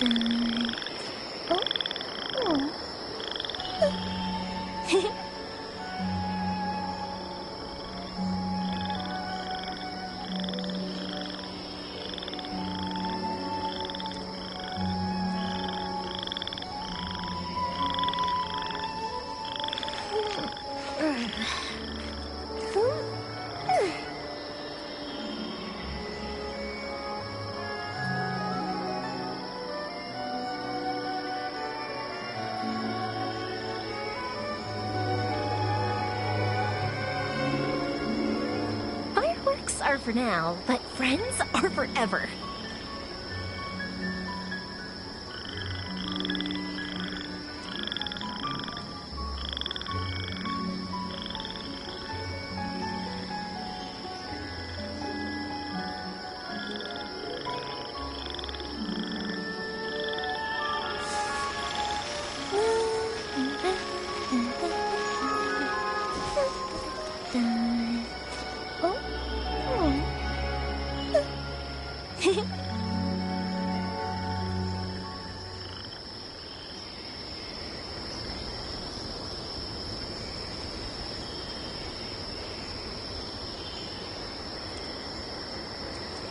If we've got nothing else to do, why don't I tell you a story?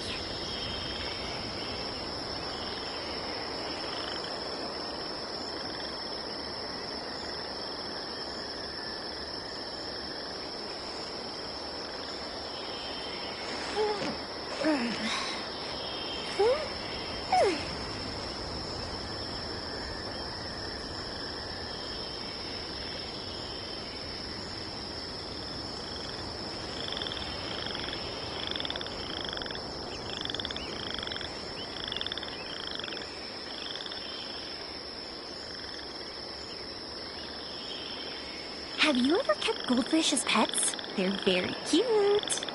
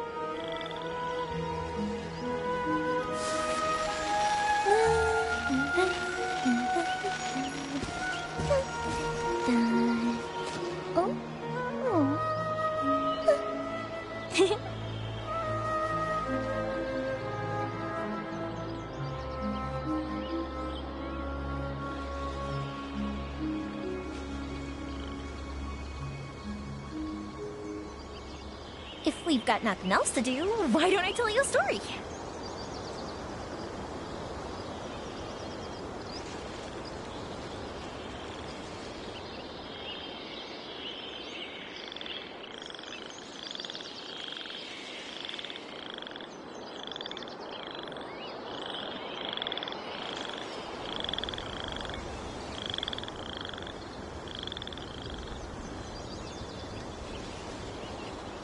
Fireworks are for now, but friends are forever.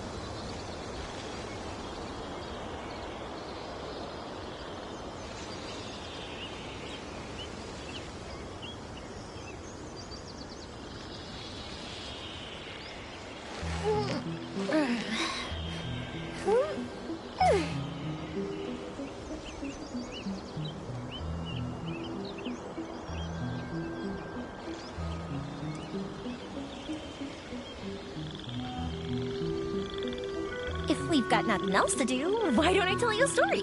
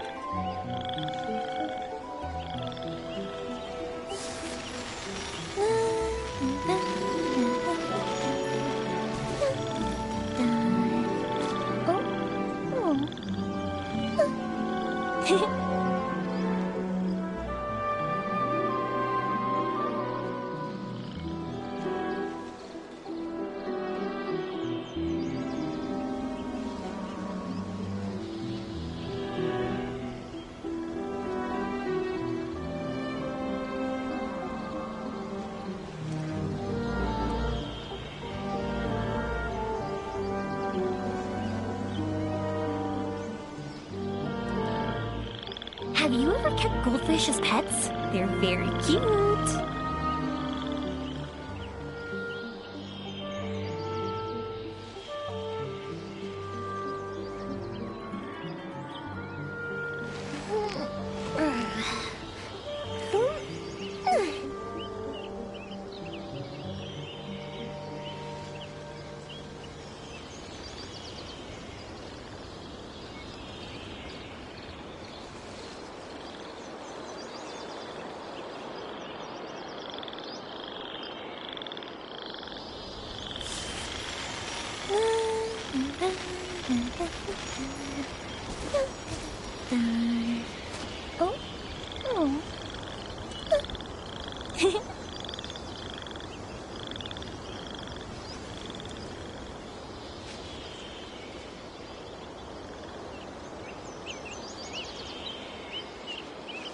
If we've got nothing else to do, why don't I tell you a story?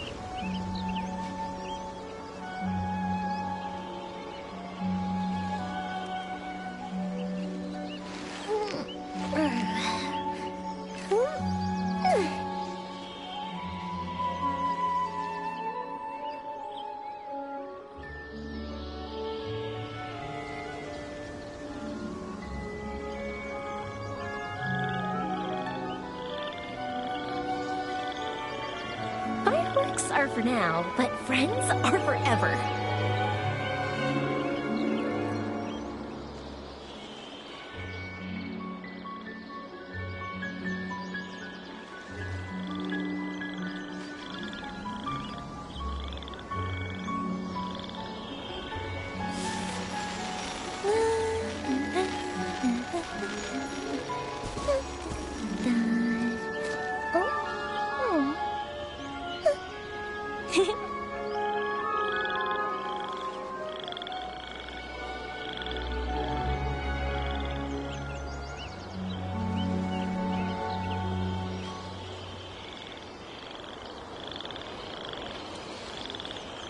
If we've got nothing else to do, why don't I tell you a story?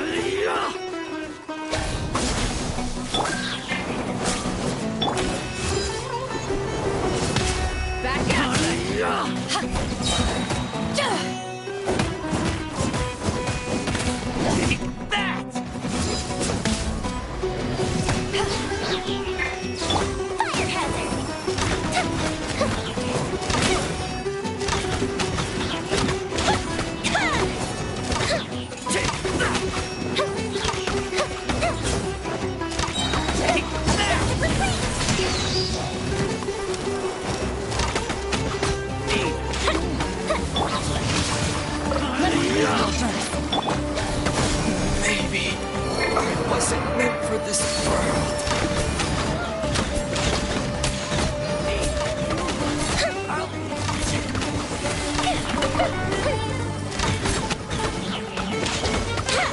Where do you think you're going?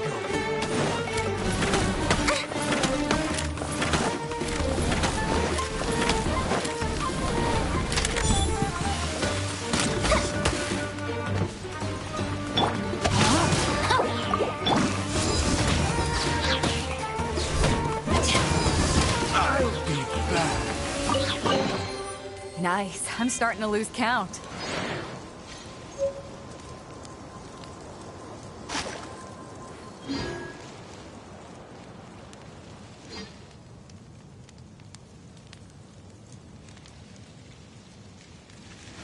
If you ever want to trade tactics, I'm always ready.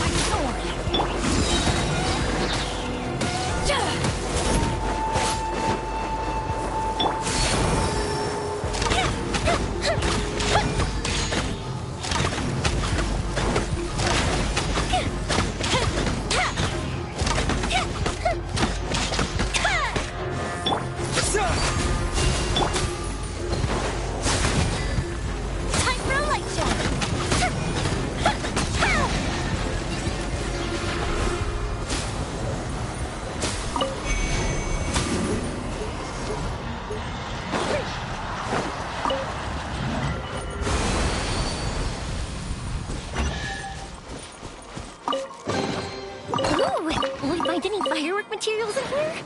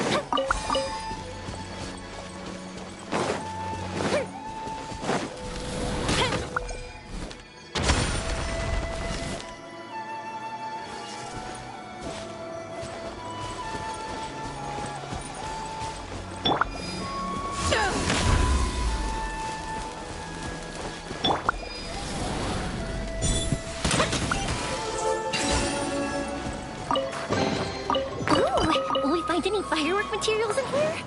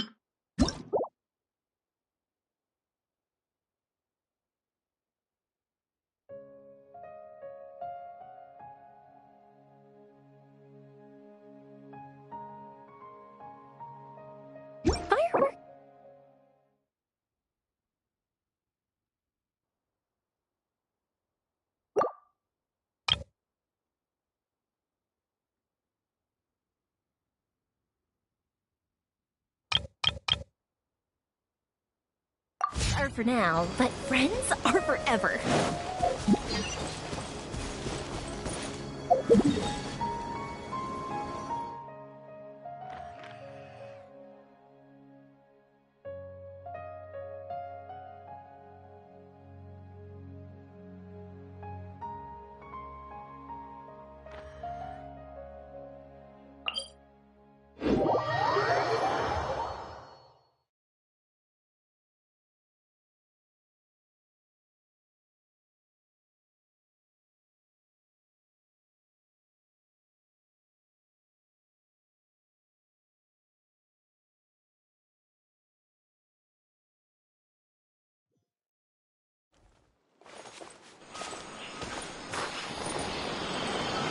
The festival ends.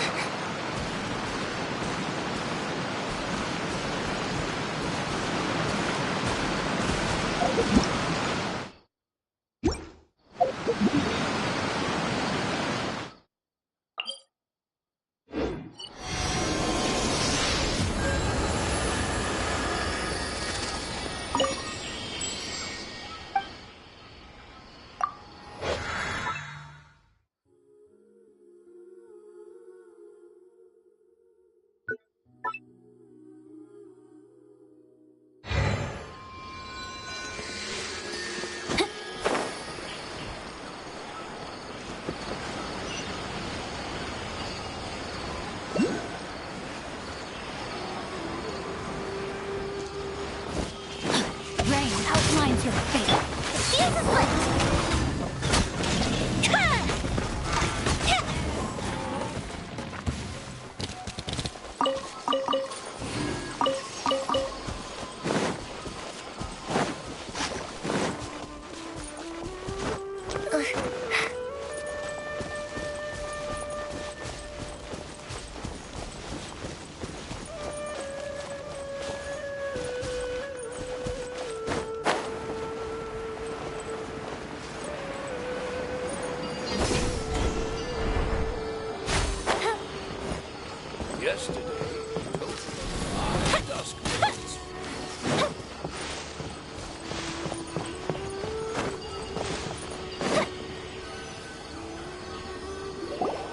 Think about it, Tighnari. Refusing to join is tantamount to burying your head in the sand. I understand that you're a forest watcher, and that it's your duty to combat the effects of withering zones. But isn't it evident that such work is not a lasting solution to the problem? As Sage Kage clearly stated, your presence and guidance in Sumeru City is pivotal in finding a cure for Irminsul. How could you possibly refuse? Keep your emotions in check, Ghulam. Let's at least listen to Tighnari's reason for declining. We're here to invite him to the Academia, not to cause a scene. Sage Kage, I am truly honored that you came here in person, but I'm afraid I must still decline your invitation. I am merely a forest watcher. How could the great minds of the Haravatat have any need of someone like me? Well, it turns out that your refusal letter had some implications on your master's reputation. He is a renowned sage of the Immorta, after all. So now I've come here in his stead. I see. Huh. And I figured that given his temper, he would come here and berate me personally. Tighnari, your master is an integral part of this effort, and now he requires your assistance. And what exactly does my master need of me, Sage Kage? You'll know once you've arrived in Sumeru City, that is. And how long will I be required to stay? There's no definite answer as of now. Do you mean to tell me that despite coming all the way here to Gandharvaville, you still can't answer the questions I laid out in the letter to my master? If that's the case, then I'm afraid I cannot give you a definite answer either. Tighnari, but you... So be it. Come, Ghulam, we're leaving.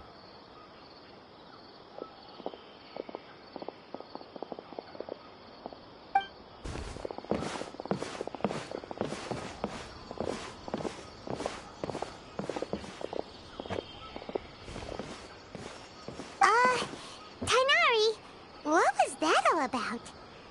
It's nothing. Some people from the academia wanted me to go to Sumeru City to assist them with a project, but I had to refuse on account of all my responsibilities here.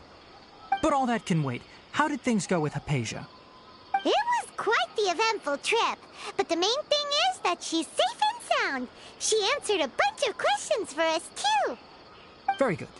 Now that the traveler has made a full recovery, there shouldn't be any reason for you to tarry here longer. I assume you will be heading to Sumeru City, correct? That's right! We want to meet Lesser Lord Kusanali and ask her for advice. Do you have any idea on how we can find her? Sorry. I'm afraid I don't have any advice for you there. Well, do you at least know anyone we can try asking in Sumeru City? Let me think. My trips to Sumeru City have been fairly short, and most of my acquaintances are researchers. How about this? I'll write also when you enter Sumeru City, you'll probably end up receiving something like this item here. I'm not sure if it will ever come in handy for you, but... Oh? What? It's called an Akasha Terminal.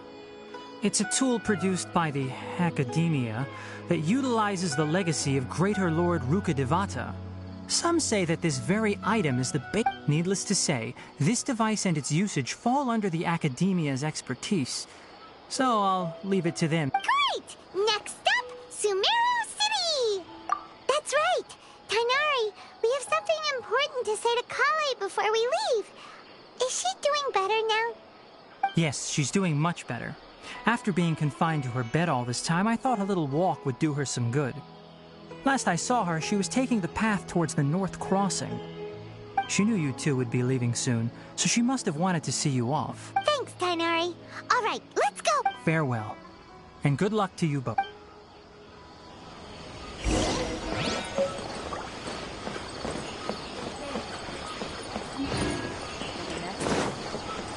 think I'll start with these questions. We'll have to grab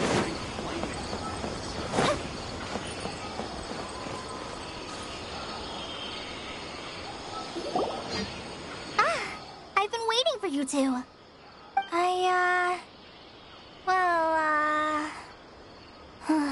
Never mind. Thanks for waiting here just to see us off, Colley. We're headed to Sumeru City.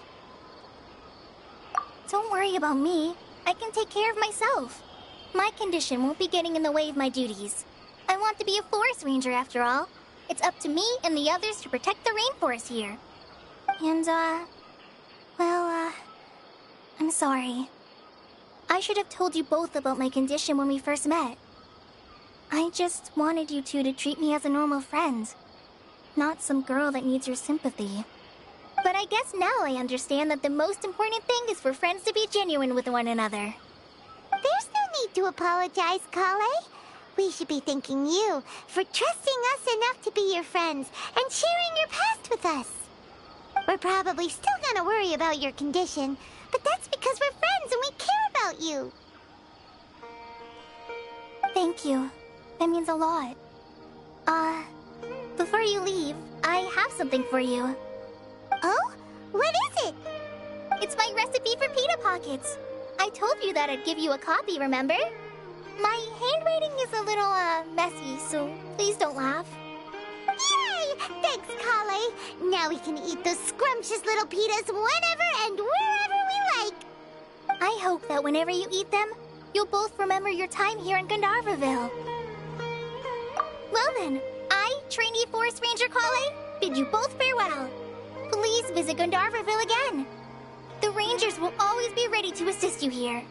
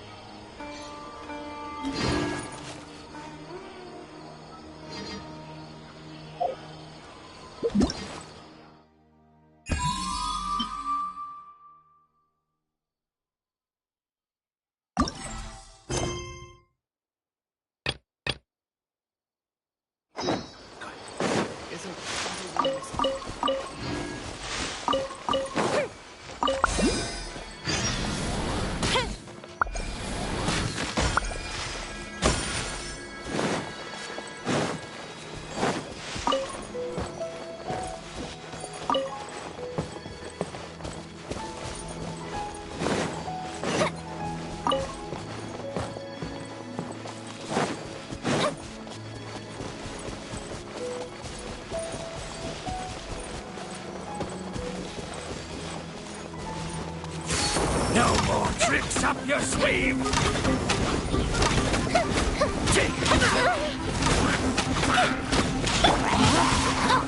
Power of the Pita Python!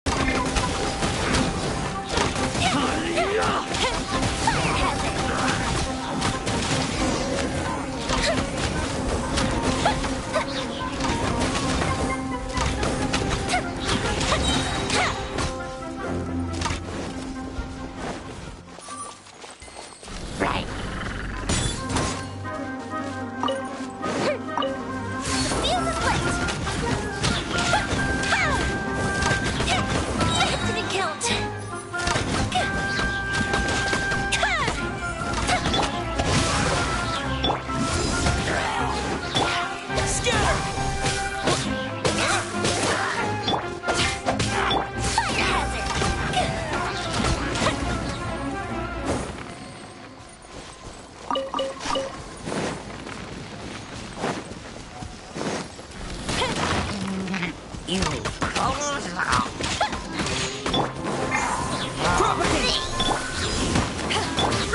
Without luncheon. Time for a luncheon. Ooh, did we find any firework materials in here?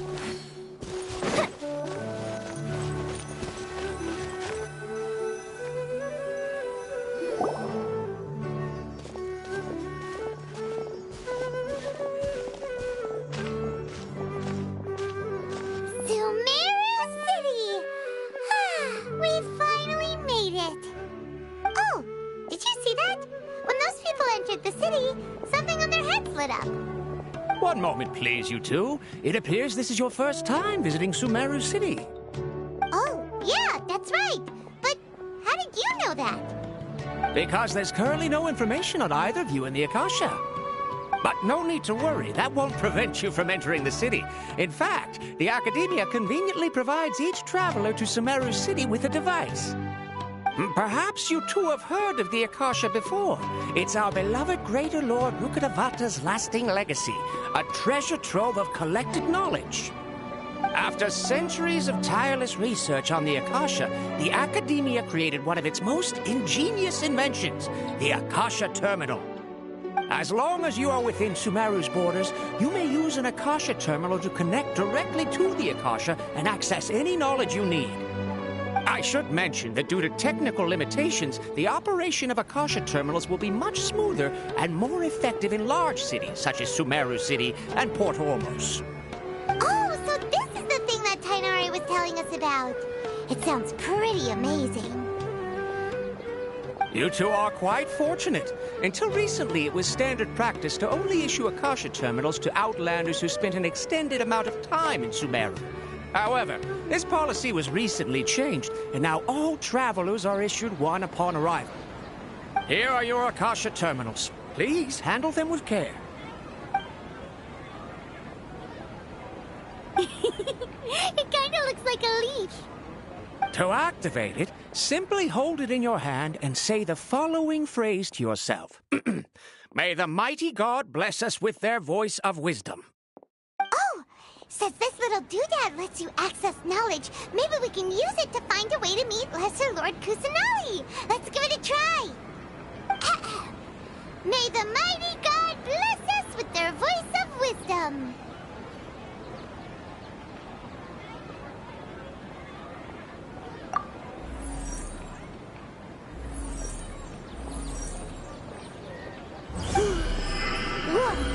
Just now, something clicked, and Paimon suddenly knew how to use this thing. It seems all we need to do is concentrate on what we want to know, and bam! You get it. Oh, that'll come in real handy. Exactly. That is the power of the Akasha. And with that, let me officially welcome you both to Sumeru City. May the wisdom of the Dendro Archon always be your guide. Okay, now that we're in, we can check the Akasha about Lesser Lord Kusanali. Let Paimon try. 500 years ago, the sages found a newly born deity from within some scorched ruins. The deity now resides in the sanctuary of Surasthana. Seems pretty similar to what Colley was telling us. Okay, next, let's concentrate on asking how to meet her.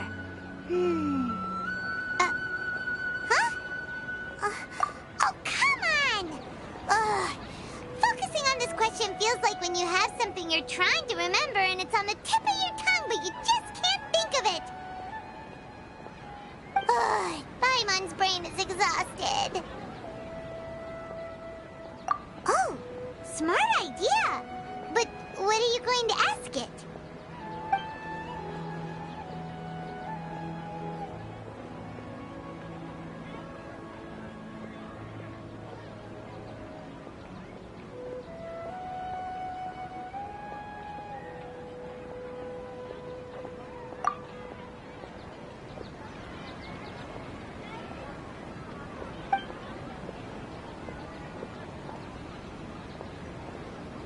Oh, Paimon's getting all teary-eyed all of a sudden.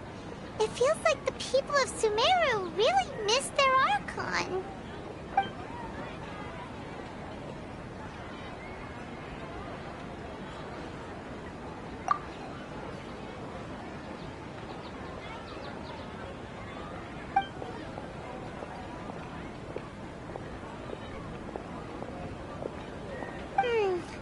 You too? Well, glad it's not just Paimon.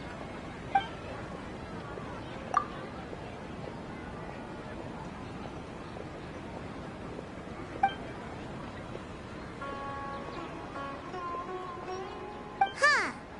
Could it be because we're Outlanders and we've only just arrived in Sumeru? You know, maybe we're not qualified to receive any... Well, seems no matter which way we try, we can't find anything that'll lead us to Lesser Lord Kusanali. Guess our only choice now is to try meeting with the researcher that time. He's from Sumeru and even has a position in the Academia. Maybe he'll be able to access more info from the Akasha. Let's see. Kainari wrote an address on the letter's envelope. Oh, it's not far from the city.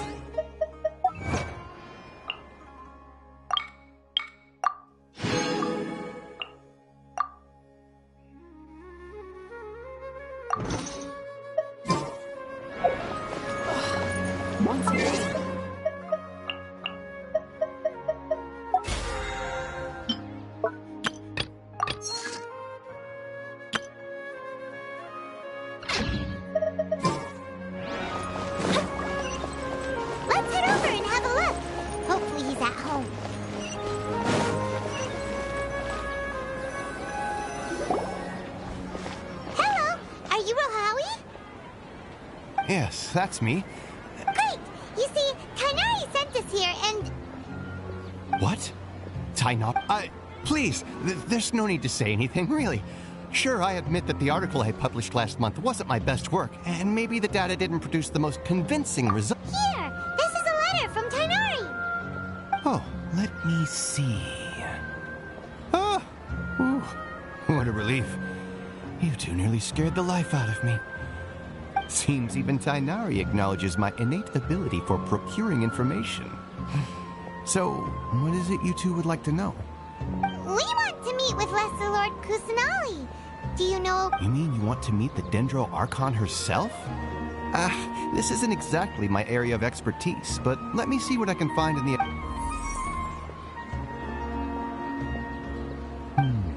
Sorry, the Akasha didn't respond to my query. What? You too? But what about your abilities for getting information and all that? Paimon was sure you'd be able to... Well, as I said, this isn't my area of expertise. I am but a lowly researcher, so the Akasha doesn't see a need for me to know more about the Dendro Archon. All I know is that ever since Lesser Lord Kusanali returned to Sumeru, she's never left the Sanctuary of Sorasthana or made a public appearance. Huh. Didn't expect her to be such a The Dendro Archon is somewhat of a recluse. Perhaps she just doesn't want to entertain visitors, which would explain the lack of information in the Akasha. But then what can we... No need to worry just yet. I'm only hypothesizing here. You could certainly try asking around and see... And besides, you two should consider the bright side of things. Not being able to see Lesser Lord Kusanali may not be a bad thing. In this world, there will always be information you cannot obtain from the Akasha, and things you can never accomplish. Knowing when to yield is a form of wisdom. Take me, for example. It's a miracle if my brain cells can spit out one paper every 3 years. But Tainari? That guy can publish 3 papers in just a single year. Okay. Thanks for... Don't mention it. If you two ever want information about things like who's been promoted within the Academia or relations between the 6 great sages, come find me. Hey, come on! This is a survival skill at the Academia. Oh, Paimon's expectations were pretty low, but this is so low it's like digging holes in the... So what do we do now? Even if we want to talk to someone, we don't know anybody here. Huh? Like who? Oh, you're right! Catherine! The the Adventurers Guild has its own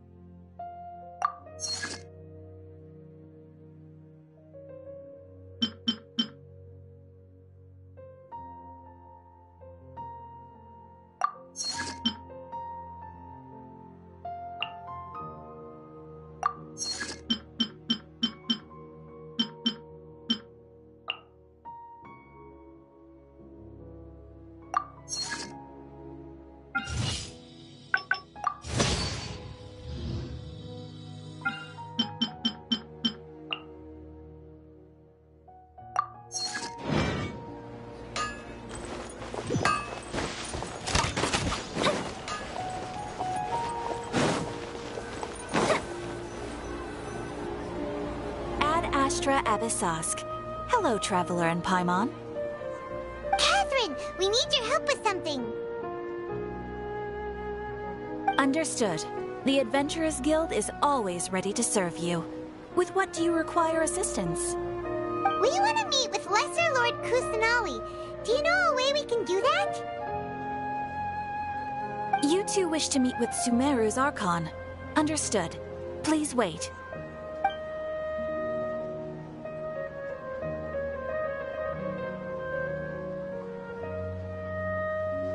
I apologize, but I am unable to call up any relevant information in the Akasha. I'm also unable to locate any pertinent information in my personal memory. Aww, another dead end. Well, if Catherine can't help us, then we really don't know anyone else to ask now. Please do not worry. I may know of someone who can help you two. In Sumeru, the Adventurers Guild does not serve as the vanguard of information. Rather, there are numerous active mercenary groups collectively known as the Eremites. They take on various contracts and work all across Sumeru, so they naturally accrue intelligence. An Eremite brigade called the Corps of 30 is in charge of Sumeru City's defenses. Not only are they the oldest brigade, but they are responsible for managing and coordinating the affairs of all other mercenary brigades. Corps of 30? What a weird name. Supposedly, they are named as such because their ranks numbered 30 at their inception. Asfand, an advisor with the Corps of 30, maintains good relations with the Adventurers Guild. Though he's already retired, he and his words carry great weight within mercenary circles. If you'd like to get in contact with him, you can find him at the Corps of 30's headquarters, the Citadel of Rexar. You're welcome. I wish you two the best of luck. We look forward to your exploits in Sumeru. Alright, off to the Citadel of Rexar we go!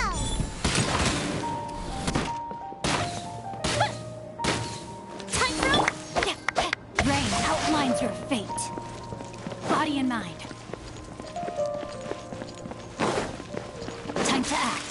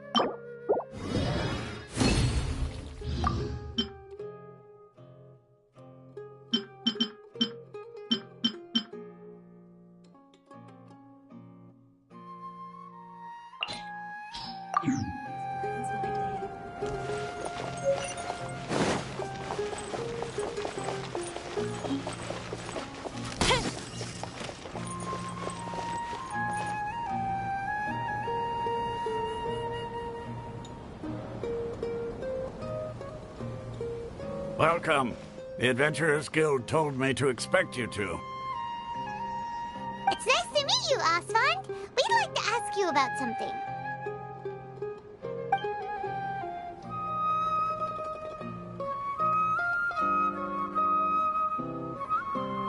I see. So, Catherine's the one who sent you this way. Ha! It's true that the Eremites' network is vast, but even I can't help you meet the Dendro Archon. Wait, seriously? That's it? Afraid so. The Eremites aren't terribly religious, so we don't know much about divinities. As far as the Akasha goes, we can access even less than you. We originally came from the desert.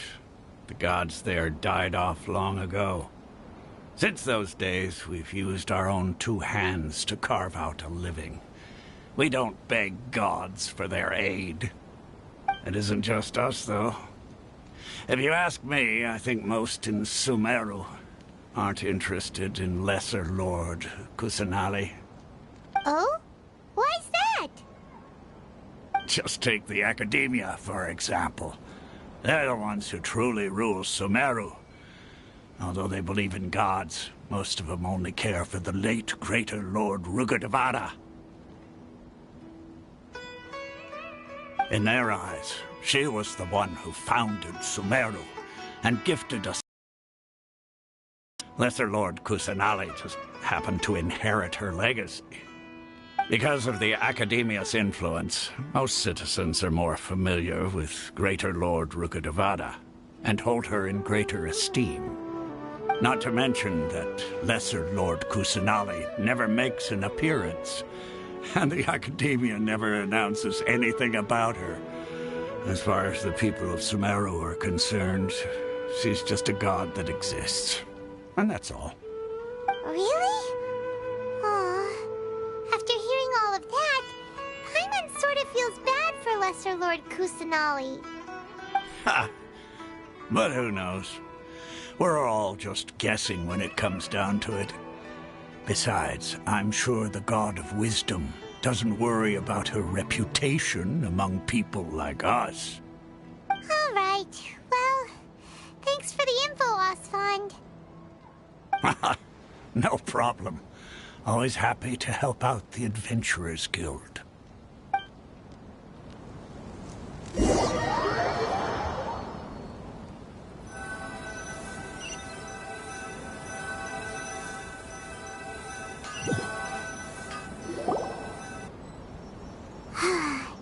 Seems Osmond was right about most people's attitudes here.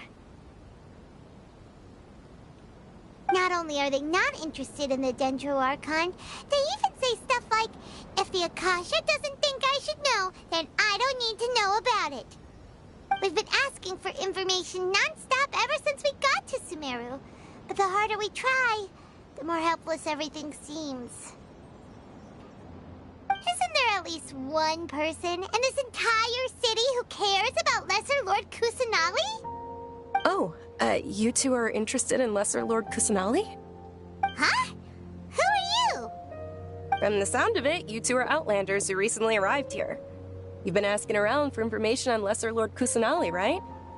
Oh, I'm sorry. I forgot to introduce myself. I'm Dunyarzad, one of Lesser Lord Kusanali's faithful followers. Whoa, really?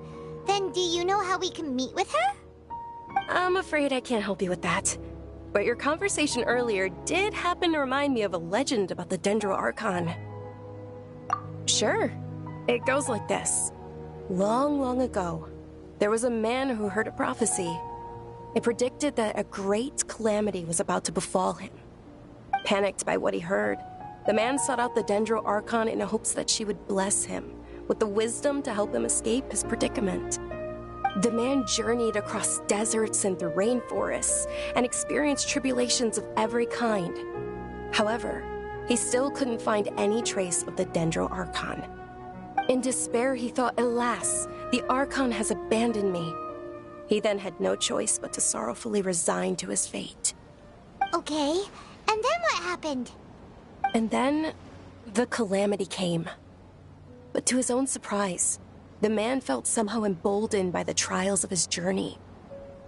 By relying on his own strength, he managed to overcome the adversity. At that moment, a bird perched upon his shoulder. This bird was, in fact, an avatar of the Dendro Archon. She said, "O Archon Seeker, do you now understand? She and her wisdom have long been found by you. Along your journey, we were in every flower and blade of grass, every ray of sparkling sun, and every breath of dancing wind. So long as you continue to think and ponder, we'll be wherever you go."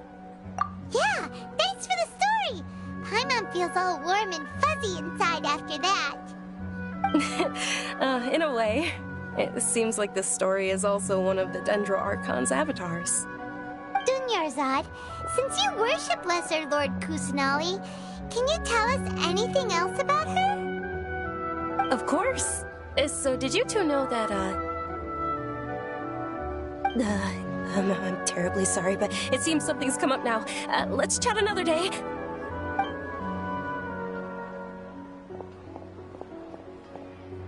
Hey, wait!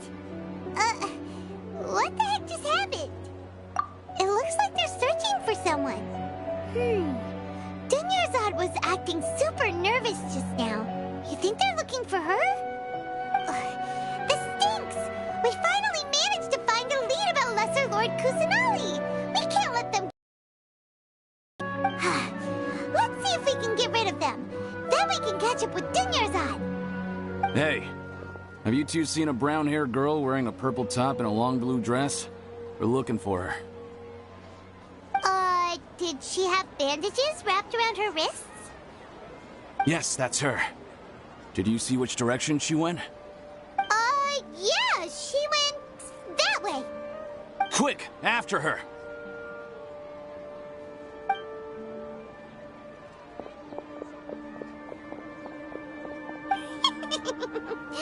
That should keep him busy for a while. Let's hurry up. Isn't it working?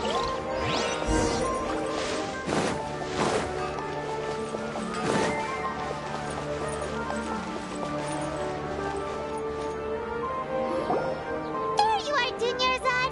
We thought you might have been long gone by now. Oh, it's you two. Oh, you startled me there. You can relax now. We threw those people looking for you off the trail. Really? Thank you so much. Unfortunately, I believe there's still more of them out there looking for me. Uh-oh. Looks like there's some coming this way. Huh? More of them? No, wait, my body isn't in the best shape. It's difficult for me to run. Okay, sounds good. There's a tavern on the other side of the port we can go to. You probably wouldn't expect me to hide in a place like that. All right, let's move out. Stay behind us. We'll keep an eye out for anyone looking for you.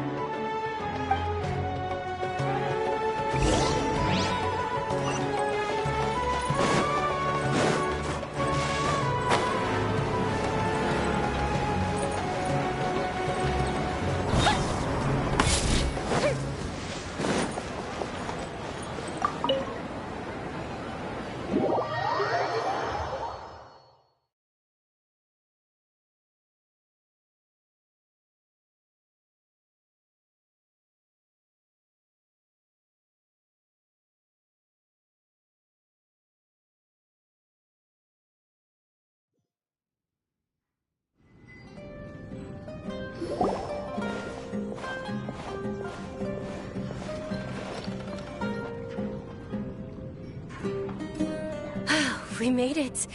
Oh, they shouldn't be able to find us now. Wait! Stand down, Dia!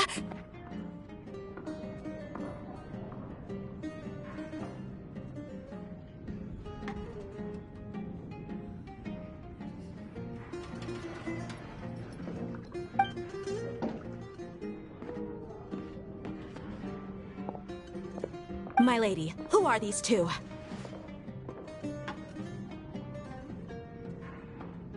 They're travelers that I met on the street just a moment ago. They happened to notice that you were all searching for me, so they helped me hide. I see. In that case, you two should scram. There's nothing here for you.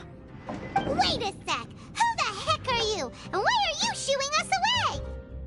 I'm Miss Dunyarzad's bodyguard, here to see that she returns home safe and sound. My lady, let's get going. You've been gone for so long that your parents are worrying themselves sick. And if I refuse to go with you? It'd be easier for the both of us if you cooperated. But if you insist on not going, then I'll have to carry you like a sack of potatoes. Hey! Dunyarzad already said she doesn't want to go back. Why are you still pushing her? Stay out of this. You don't understand the situation. Sorry, my lady. Even though I'm your bodyguard, your parents are my employers. I have to answer to them. How much? Wait, what? How much more do I have to pay you to become your employer? So you never listen to my parents ever again. Double? A triple? Give me some time and I'll get that much. My lady, this isn't about Mora. I don't know what you think of us Eremites, but let me say this. I like Mora, but I'll never go against my principles. That's why I'm here looking for you. Sure, it's an order from my employer, but my conscience was also telling me it's the right thing to do. And knowing your health, carelessly running around like this is gonna hurt ya. For the sake of those who love you, don't be stubborn. No, you're wrong. I'm aware of my limits and I know what I'm doing. Honestly, the only people being stubborn right now are my parents. And they know perfectly well that it makes no difference if I'm at home or not. They still won't accept reality. And every time I bring this up, they just change the subject. Dia, you've been living with us a long time already. This should be old news to you. Dia, I know it hasn't been easy for Mother and Father, and I'm grateful for everything they've done for me. But there's someone else in this world I'm also grateful to. Because she saved me. The love I have for her is the same I have for my parents. This is my life and my last chance. So I want to do something meaningful.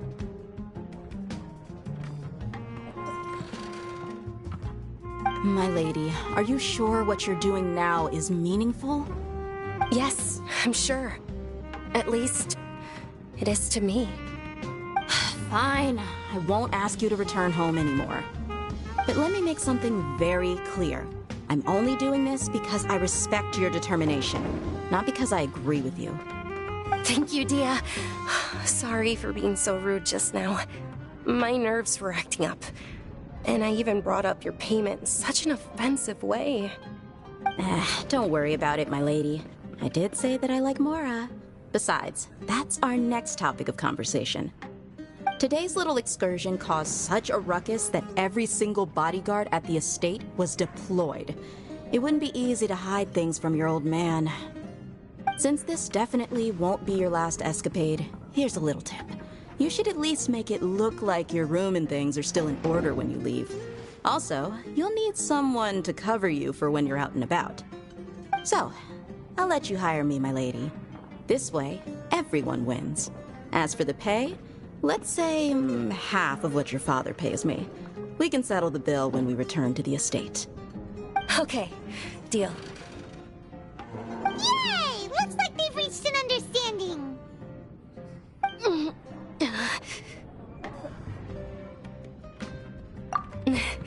I'm fine, really. I just feel a little tired now that things have calmed down. My lady, stop trying to look tough. We're already in a tavern, so let's rest up and grab some grub. I'm sorry for worrying you two. If you don't mind, I'd like for you to join us. Sure! After you rest up, we want to hear more about Lesser Lord Kusanali.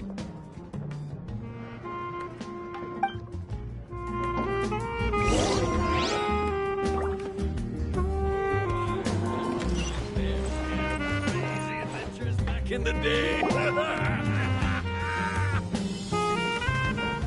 Ha! Well, if it isn't Dia, haven't seen you in nearly half a year.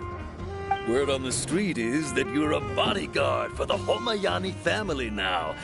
Ha! Don't you find that kind of work boring? Nah, you get used to it. How about a menu over here? You got it. Huh? Isn't this little Miss Homayani herself? We don't get to serve personages like you very often. We'll be sure to prepare our very best. Thank you, sir, but there's no need. I don't have a lot of Mora on me, and I really ought to save as much as I can. But please bring these two the best food you have. They're my new friends, so I want to be a good host for them.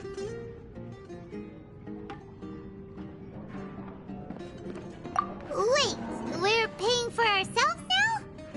Aw, Paimon kinda wanted to try something fancy, but we aren't exactly loaded. Guess Paimon will settle for something ordinary. How about our coconut charcoal cakes? They're our signature snack, and they run cheap. Look, other customers over there are eating some now. They look kind of burnt and dry. Paimon will pass. What do you have against my slime dishes? Dunyarzad, we asked a lot of people when we first arrived, and almost nobody was interested in Lesser Lord Kusanali. So, what made you want to follow her? Well, remember when you asked me if I knew how to meet the Dendro Archon? Even though I don't know how, I think I've actually seen her before. Huh? Really? Yes, it was when I was a child. At the time, my illness had kept me bedridden for the better part of a year. I was stuck inside and couldn't make any friends, and my parents did their best to find treatments for me. But even then, the Akasha didn't have any helpful information. My younger self no longer had any hopes or dreams. One flare-up was so bad that I was in a semi-conscious state for several days. Then one night, I woke up alone in my room. I was terrified. My body was paralyzed. Even if I cried, there was no sound. At that moment, an ethereal voice spoke in my mind. Dunyarzad, don't be scared. You don't have to cry. Dunyarzad, don't be scared. You don't have to cry. Who are you? How do you know my name? How do I explain this? You might not be able to understand, but actually, I know everything about you. Really? Of course. I know that you're scared of thunder, that you hate taking medicine every morning, and that you love counting the petals on your mom's skirt. Wow, you really do know everything. Dunyarzad, is there anything you want? Want? Not really. I can't go anywhere or do anything. Huh? But aren't you a child? All children have wishes. Tell me what you want, and maybe I can make it happen. But can you make my illness go away? Oh. I'm sorry. But I'm not powerful enough to do that right now. Then, can you be my friend? After that, the voice said, "Okay, I'll be your friend." Although my body was suffering during those days, that voice encouraged me and told me many wondrous things. Beyond my window was the flourishing Sumeru city. Beyond the city was a lush rainforest. And beyond that was the wall of Samiel, deserts, and all of Teyvat. Once I finally made it through that bout of illness, I couldn't hear that voice anymore. I told my mother about it, but she said that I must have been dreaming. But I know that that voice wasn't a figment of my imagination. Before that, I had never heard of Teyvat.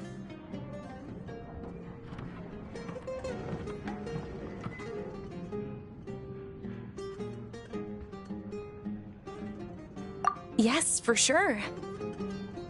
If it weren't for that voice, I would have never grown curious about the outside world, nor would I have learned how to read and enjoy so many books.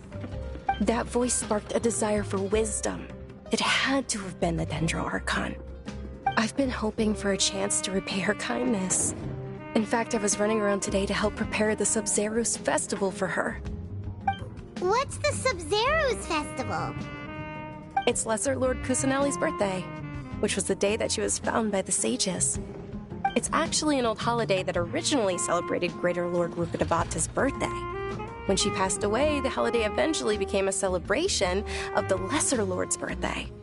I heard everyone was overjoyed when they welcomed her back to Sumeru. In those days, the festival was a huge deal. But because of the Academia's influence, people have gradually lost interest in the festival.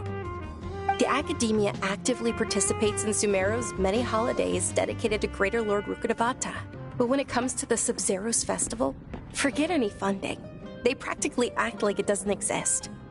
Maybe they see Lesser Lord Kusanali's birth as confirmation of Greater Lord Rukkhadevata's death, so they're reluctant to celebrate it. Aw, but that's awful. It is. It's absolutely terrible. Sure, the Greater Lord founded Sumeru, but hasn't Lesser Lord Kusanali been the one quietly protecting us for the past few hundred years? Just remember that we're still out in public. Don't get too carried away now. I know that people over by the Grand Bazaar still hold the Subzeros Festival to this day, but I hadn't met any of them before, so I was never able to contribute. But recently, I made a friend there who also follows Lesser Lord Kusanali. I gave her my savings because I want her to throw a wonderful festival this year. That's the least I could do for Lesser Lord Kusanali. Hold on, my lady. Does this friend happen to be Nilou, the one who sends flowers to the estate? Yes, that's her. I saw her leaving the other day with a nervous look on her face. It seemed like she was hiding something in her arms. Did you give her something? Yes. Initially, I didn't have much Mora prepared, so I had Nilou sell one of my skirts. I've agreed with Nilou to meet up at the Grand Bazaar today, and see how things are coming along. Dia, would you accompany me? Sure. That's quite the trip, though. I'll carry you. No, that would be too much, even for you. You might as well just accept the lift. If I let you walk, who knows how long it'll take us. And if anything happens to you, then I'd really never hear the end of it from your father. But of course. Nilou will be thrilled to hear there are more people interested in Lesser Lord Kusanali. Your theory is just putting the cart before the horse.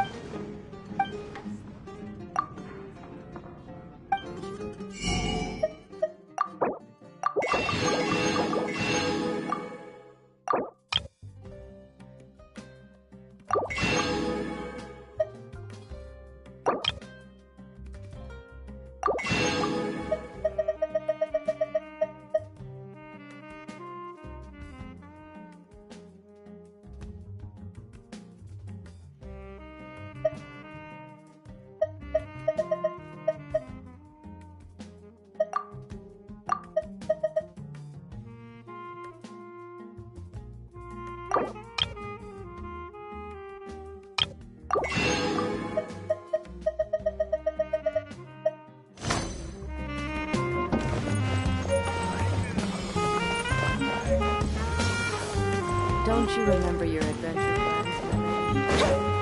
Your perspective is just tunnel vision.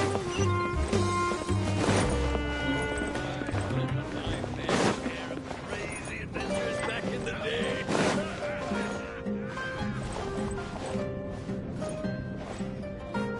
Your theory is just putting the cart before the horse.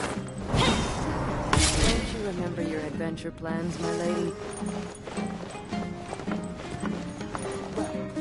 Your perspective is just televisioning.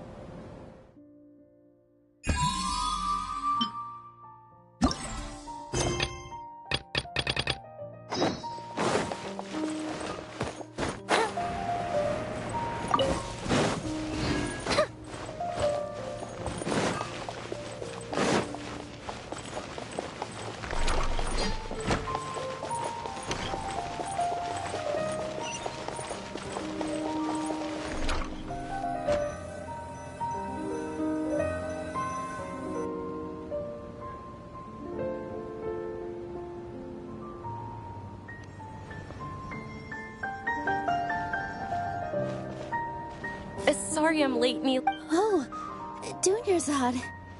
It was taking you so long that I assumed you got trapped at home, but you made it in the end. Uh-oh. But if Dia's here, that means you got caught, right? You could say that, but everything worked out. She's on our side now. Not completely. Oh, and who are these two? Oh, meet the Traveler and Paimon, my two newest friends. They're visitors who just arrived at Sumeru City and are looking for information on Lesser Lord Kusanali. So you're followers from another land?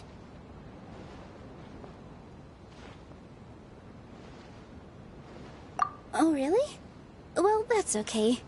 You're still invited to the Subzeros Festival. By the way, Dunyarzad, we've already started decorating the Grand Bazaar. It looks spectacular, thanks to your generous contribution. You're very welcome. It's the only thing I could do. Do you still have enough Mora? Probably? But don't sweat it. We've already finished renovating the stage.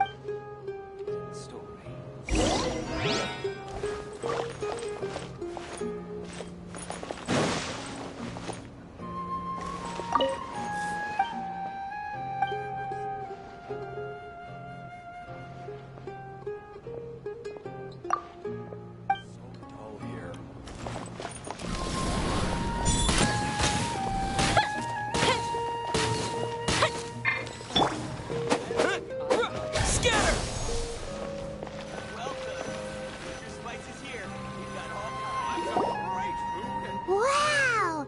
This place is amazing! Not bad. Last time I was here, the stairs were full of holes. The stairs were nothing. A little while ago, we discovered that the tree above the stage had a huge chunk of bark ready to fall off. Mr. Zubair was worried sick. We reported it to the Academia many times, but they never sent anyone to deal with it. We didn't want anything bad happening, so we were going to cancel all the stage performances. Oh, probably because it was the theater asking. The Academia looks down on performers like us. They probably think it would be best if the theater closed down completely. We can't let that happen, though. Not only would everyone involved in the theater go hungry, but then we wouldn't be able to hold the Subzeros Festival. Thank the Dendro Archon for Dunyarzad. But the more she gave us, we hired someone to patch up the tree, and we also gave the stage a much-needed makeover. The stage is going to be even prettier when it's festival time. I can't wait for you to... And I can't wait to see you on the stage. You've been practicing so long already. It's almost time for your dream to become reality. It's our dream. Nilou, what are you gonna be doing at the festival? She'll be dancing the dance of Subzeros, the most important performance at the Junior Zod, have you told him the origin of this hope? I only told them about the Greater Lord and Lesser Lord so far. Okay. Then I'll tell you two about how this holiday came to be. According to legend, the Subzeros Festival was originally the Goddess of Flowers' birthday celebration for the Greater Lord. A long, long time ago, on one of Greater Lord Rukkhadevata's birthdays, her friends threw her a celebratory banquet. Some of the gods got drunk. One started playing music, and the Greater Lord started singing, so the Goddess of Flowers began to dance. As she danced upon the grass, countless beautiful parisaras began to bloom wherever she stepped. Those brilliant purple flowers became her dazzling stage. All the gods clamored, "Oh, if only time could stop at this very moment." Huh? Really? Oh, you probably mean because all the gods in this story are no longer alive. Although they aren't around anymore, they're preserved in our tradition of dance. This outfit I'm wearing is apparently based on how the Goddess of Flowers looked. Though we're just tiny people compared to the divine, we still have to do our best to make sure that the birthday girl feels loved on her special day. Nilou, you of all people will definitely be able to convey our well wishes to the Dendro Archon. I also noticed that you went the extra mile and scattered parisaras around the stage. They symbolize the Goddess of Flowers, after all. It's just a shame that all the real parisaras went extinct after her death. Yeah. The Greater Lord brought forth parisaras in memory of the Goddess of Flowers, but she ultimately could never truly replicate that beautiful purple. Thinking about the Goddess of Flowers dance makes me wish I could have seen it. If my stage were anything like that, I'd be thrilled if I had just 2 real parisaras on the stage. So, Traveler and Paimon, what do you think? Interested in the Subzeros Festival? Will you two be coming? All of Lesser Lord Kusanali's followers will be there for her birthday. It'll be a good opportunity for you to learn more about her. Ooh, Paimon thinks that's a great idea!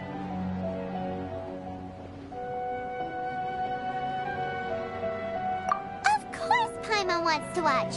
Those two things aren't mutually exclusive, you know. So how about we all attend the Subzeros Festival together?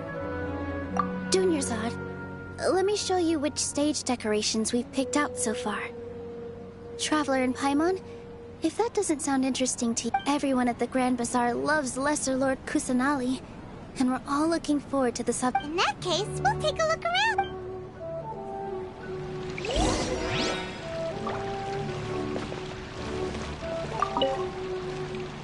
Whoa! What's with your yellow hair? And why do your clothes look so funny? Are you an Outlander? Did you know that the Subzeros Festival is about to happen? There'll be loads of fun things to do at the festival. But the best part is when Ferris...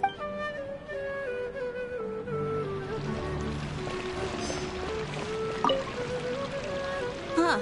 Revamping the stage for the festival couldn't have been easy, that's for sure. I bet this year's festival will be one to remember.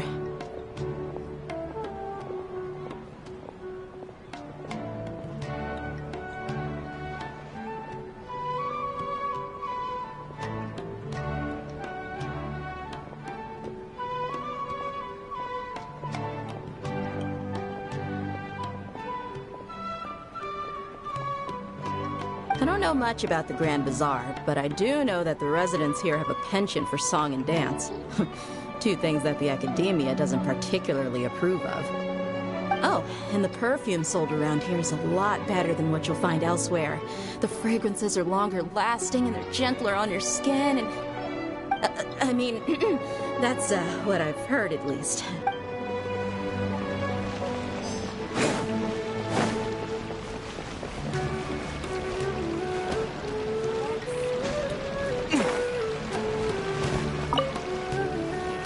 Things are don't be fooled into thinking. And when it comes...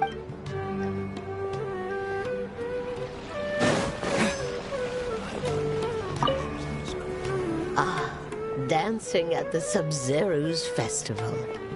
You know, I also danced when I was younger.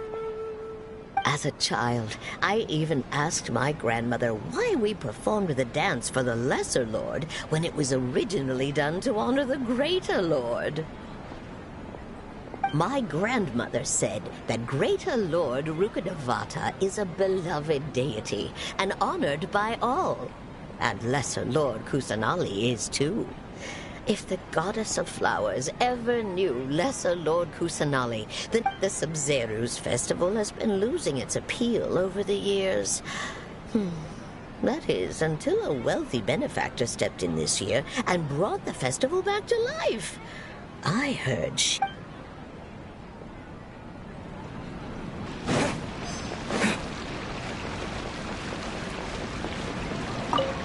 Milu, your outfit looks I thought I'd add a little extra pizzazz to my dress for the festival.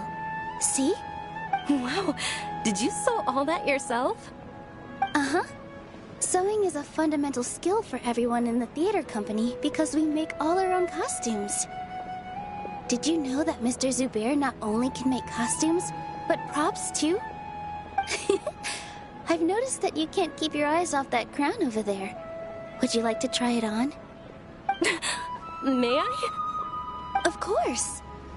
The legends say that the goddess of flowers had beautiful horns on her head, so this crown was made to reflect that. Dunyarzad, you look absolutely stunning with it on. It's like I'm looking at the goddess of flowers herself.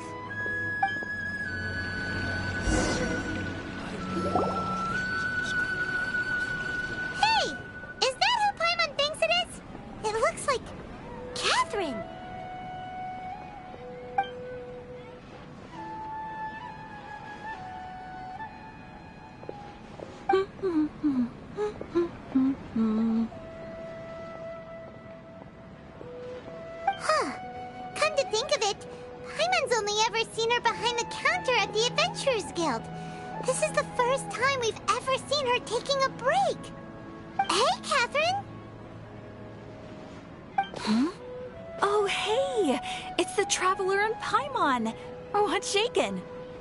Whoa, break time Catherine sure sounds a lot less formal than usual. Hyman was still waiting for her to say Ad Astra Abyssosque. Sure. Standing behind the counter at the Adventurers Guild doesn't require any complicated functions. But saying and doing the same old things over and over again can get pretty monotonous. Like watching the same Fontaine movie day after day. But take you two, for example. You travel across Teyvat to enrich your lives and gain new experiences. Well, we enjoy traveling across Teyvat and all that, but we're mainly looking for clues about his sister. Yes, and you should keep searching. Sometimes the answers we're looking for aren't necessarily at our intended destination. Instead, they're found along the way. Huh. Haven't we heard someone say something pretty similar recently? No, not particularly. I guess you could say that I'm loving the recent atmosphere here. If festivals bring happiness to everyone, then that's where their true value. Oh. It looks like it's about time for me to be heading back now. We'll see you next time at the Adventurers Guild. Oh, by the way, thanks for connecting us with the Eremites. We've already made some great friends in Sumeru City thanks to you. I'm sure you two will get along well with the people here. You've already been blessed by the element of Dendro after all. See you around.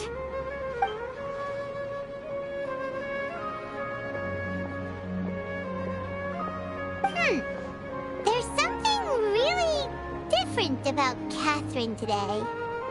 Hey, Traveler. Paimon. Oh, hey, Dia. What's going on? I've got something to tell you. My lady knows you're looking for ways to meet Lesser Lord Kusanali, and she's been trying to come up with a way to help you. Well, I have an idea that might help. Are you serious? We'd love that! It might not necessarily pan out, so don't get your hopes up too much. I'll need to take you two somewhere and ask someone some questions. My lady is feeling a little worn out at the moment. Nilu's found a place for her to rest.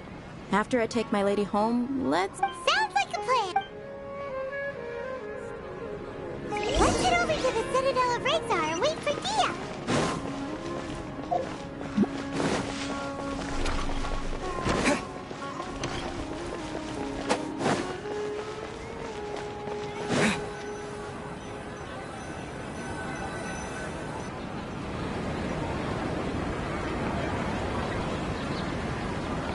Sorry, I'm late. It took some convincing for the Master and Mistress to believe that Miss Dunyarzad was only sitting in the port for a while because she was in a bad mood. Anyway, I guess I should be thanking you. I haven't seen Miss Dunyarzad that happy in a long time. If it wasn't for you two, she probably would have been caught and dragged back much earlier. You sure sound a whole lot nicer than when we first met, Dia. Who would have thought you had such a soft spot for Dunyarzad? It's called being a professional. I'm a bodyguard, and I work for whoever's paying. Look, Dia's blushing. Listen, you two. I don't expect to be working for Miss Dunyarzad very long, but I hope to finish things on a positive note if possible. Let's cut the chit-chat and head into the Citadel. We'll see if the person I know has a way for you two to meet with the Lesser Lord.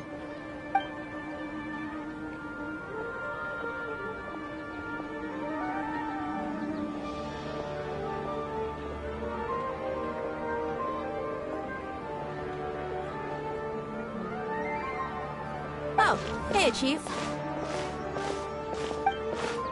Ha, Dia! What are you doing here? And well, didn't expect to see you three together. I take it you all know each other already? Mm-hmm. We met this morning after the Adventurers Guild pointed us to Ozfon for more info. No kidding. So, where's Rukshah? I thought I'd help these two out by asking about the theft. Anything you can tell him? Rukshaw's gone over to the Academia. The Grand Sage recently ordered Sumeru City to begin bolstering its defenses, so people from all over have been called back to the city. Since you've already mentioned the theft, I suppose I might as well tell them what we know. Appreciate it, Chief. Theft? Sorry, what the heck are you guys talking about? Just recently, the Academia lost something, and there's a chance the item is connected with the Dendro Archon. This case might just somehow help you in meeting her. I suppose that's one way to look at it.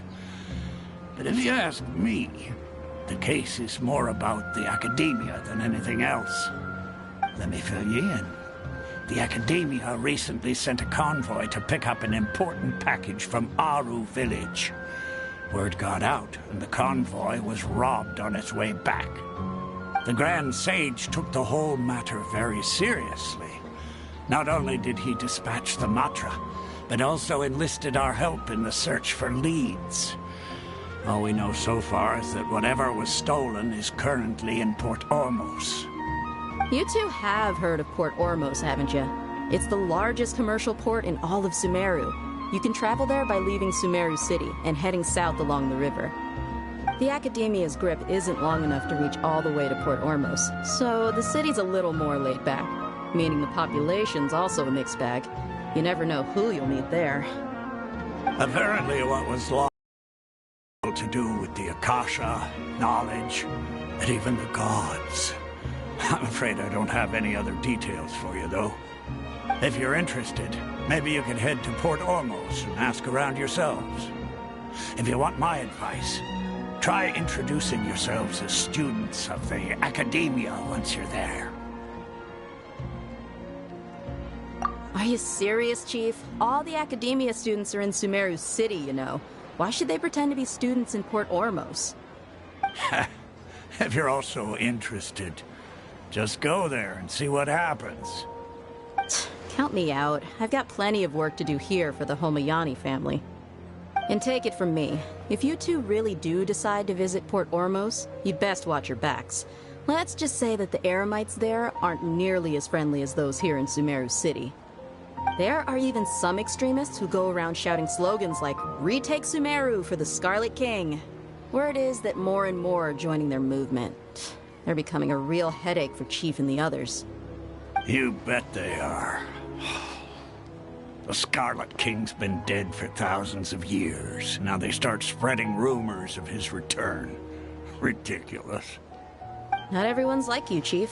Even the desert natives who abandoned their homes in the wilderness still wish to have a god of their own. Well, Traveler, that's about all the information we have for you.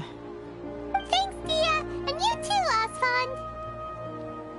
Since we've gathered all we could for the moment in Sumeru City, let's head to Port Ormos and see what we can find next. Miss Dunyarzad is looking forward to seeing you both at the Subzeros Festival, so be sure to get yourselves back here in time for that. Good. Then we'll see you both at the Subzeros Festival.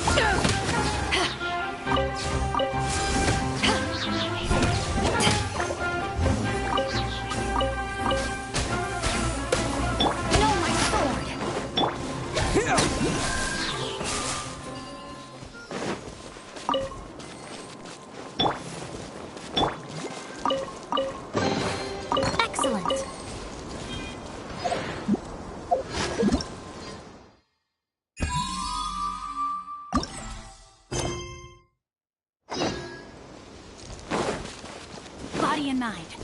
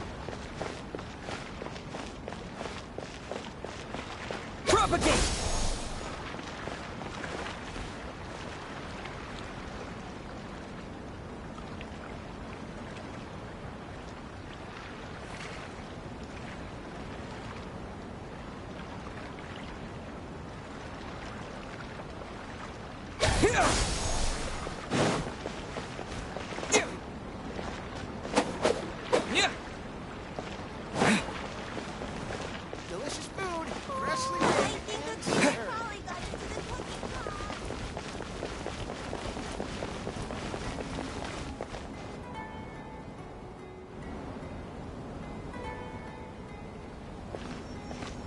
Port Ormos is pretty great. There's so many new and interesting things, not to mention all the tasty food. Sumeru's largest commercial port sure lives up. How did things... All thanks to your... But when I finished the prototype Aranara yesterday, you agreed that the kids would like it. That's why we tried bringing it out for a test run today.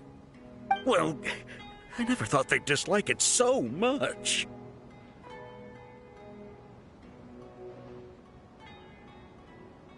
Oh, what should we... Whoa.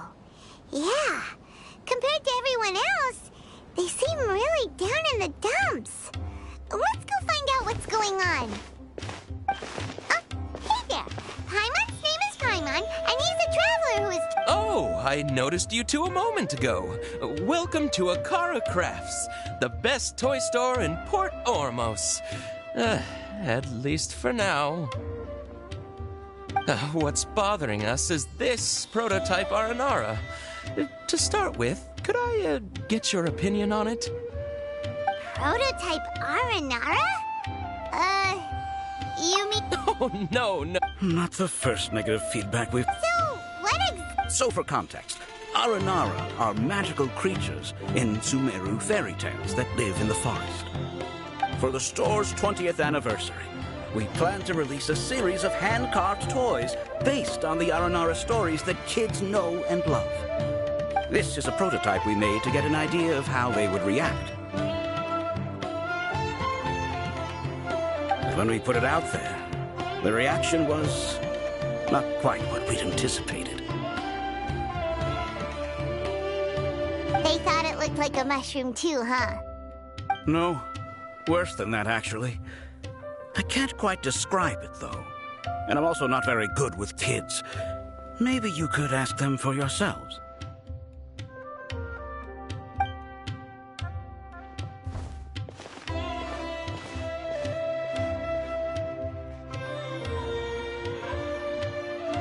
This is not an Aranara. No way. I've read Uncle Tanja's Aranara and the Ill Little Fungus. It says that Aranara are supposed to be chubby and squishy. The carving looks nothing like that. Toys do look better when they're round and chubby. Uncle Tonder said in Aranara's vow that you can deceive the eyes, but you can't deceive the heart. This carving makes me feel lost and confused inside. I don't think the creator put his heart into it at all. It's nothing like an Aranara. Ooh, didn't put his heart into it, huh? Oh, sounds like one of those things that's easier said than understood. Cassid and Alia didn't like this carving, but I think it's okay. It doesn't look too happy, so it's kind of pitiful in a cute way. Oh, a positive review! Yeah, so I would totally ask my dad to get it for me, if it wasn't meant to be an Aranara. Oh, well, that took a sudden turn for the worse. We asked the children for their opinions. Oh, how did it go? Has it maybe, grown on them at all?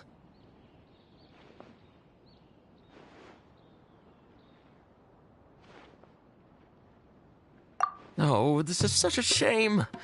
Why isn't Tondra back from Gandharvaville yet?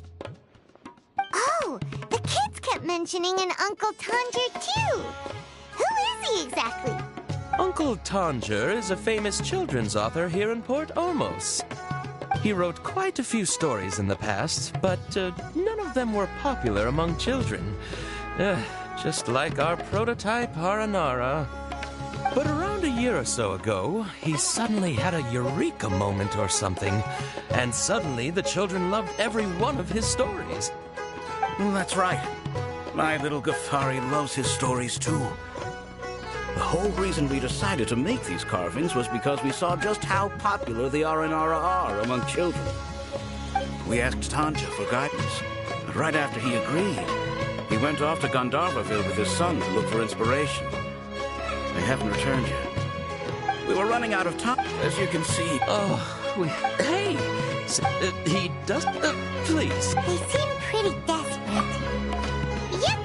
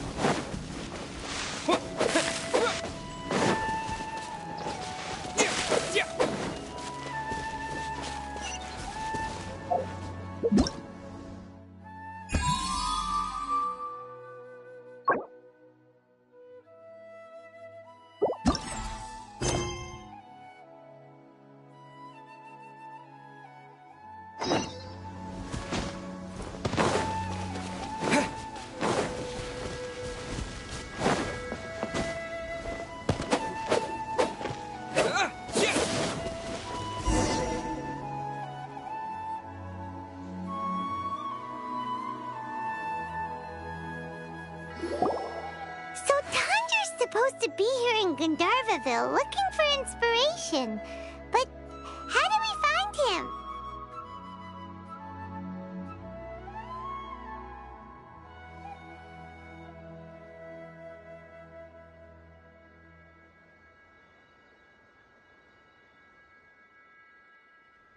Should we yell his name at the top of our lungs?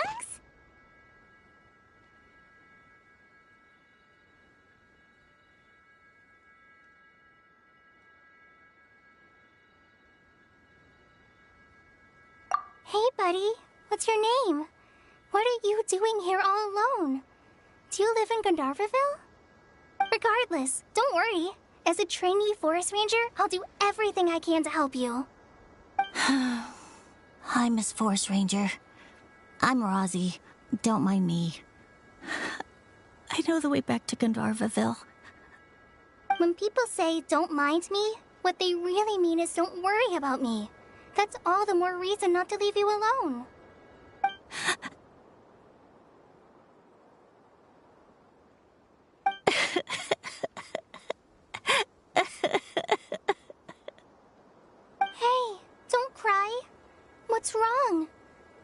time. You can tell me all about it. Huh. That voice sounds familiar. Paimon's heard it somewhere before.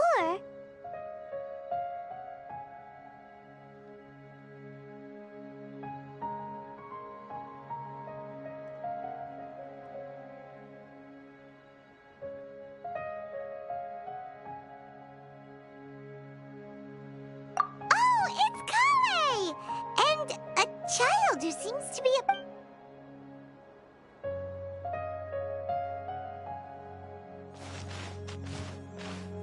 Hi, Colley. How have you been? Paimon and Traveler. I've been doing pretty well. Thanks for asking. I'm helping Master Tighnari patrol the forest. What brings you here? We're here on an errand. We heard your voice, so we thought we'd come ask you for help. You seem kinda busy, though. I'll be fine. You go help them first, Miss Forest Ranger. I'm okay, really. The sand got into my eyes, that's all. What a well-mannered child. Sand? There is not a lot of sand in a forest. You keep saying you're okay because you don't want us to know what you're upset about, right? Maybe. That's exactly why you have to get it off your chest. Here's a trick. If you're keeping a secret that bothers you, you can try telling it all to a tree hollow. A tree hollow? Yeah, a tree hollow. Do you know Tanja's stories? The Aranara living in the forest will patiently listen to every word children say. Maybe there really are Aranara living in the tree hollows that will listen to you. You like that? Of course. Oh. So... Sure. Wow. Colley's so... Well, helping children who are lost in... So, what was it you wanted help? Okay, so you're looking for a children's author from Port Olmos called Tanja. And he's... wait. That's right, Uncle! So he's in the air. This is a mate. I've always been... Tanja... Even so... wait! Mm-hmm. Your dad? Tanja's your dad? As in you're Tanja's son? Uh-huh. Ah! Paimon sees! That guy at Akara Crash told us that Tanja brought his son along. Why are you here on your own, though? Did you and Tanja get separated? We had an argument. Oh, in that case... No, I'm good. Come with me. I'll take... Yay! Thanks, Rosie! Oh my gosh! I can't believe I'm actually gonna meet the Tanja! Oh.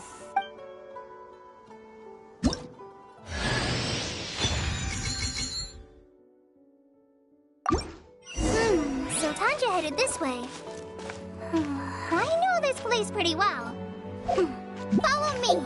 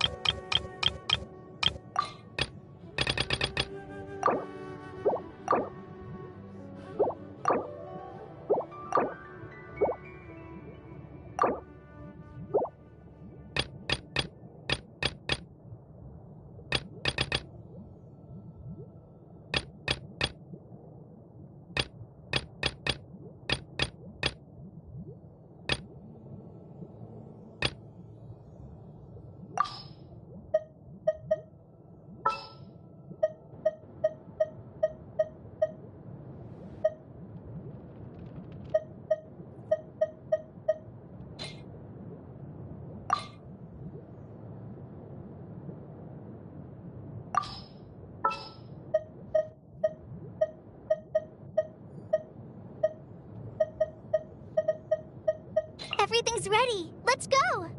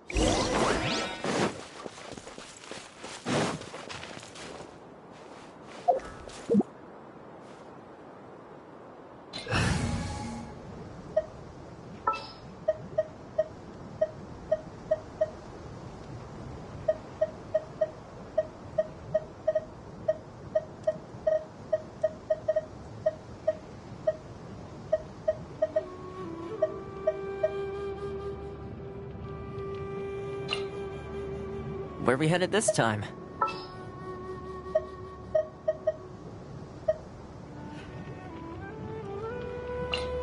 I can't wait any longer!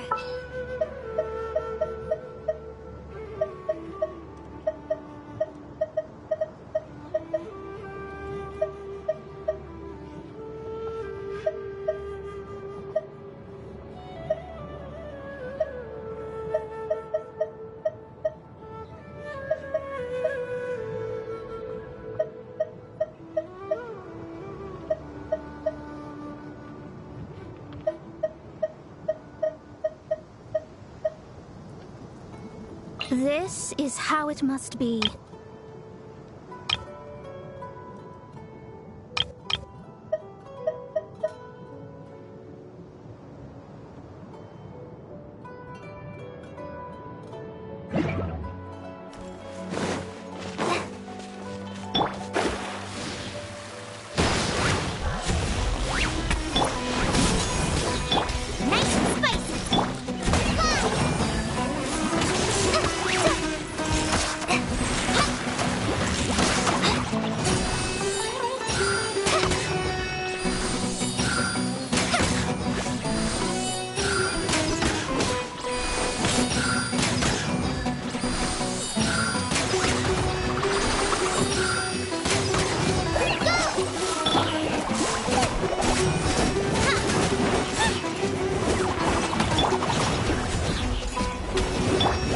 Check this out!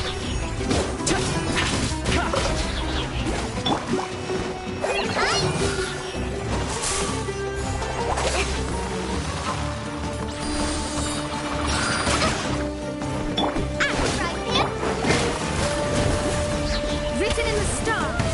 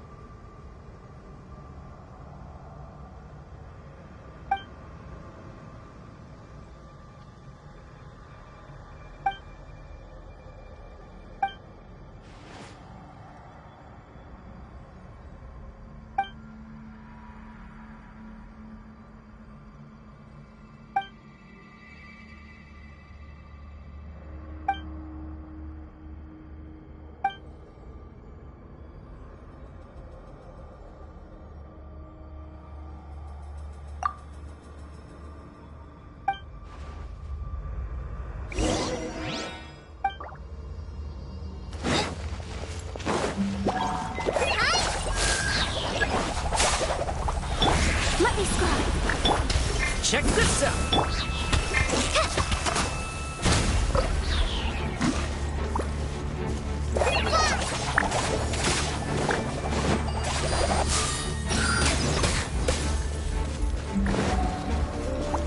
Fire it up! Delve into destiny. Fate is upon you.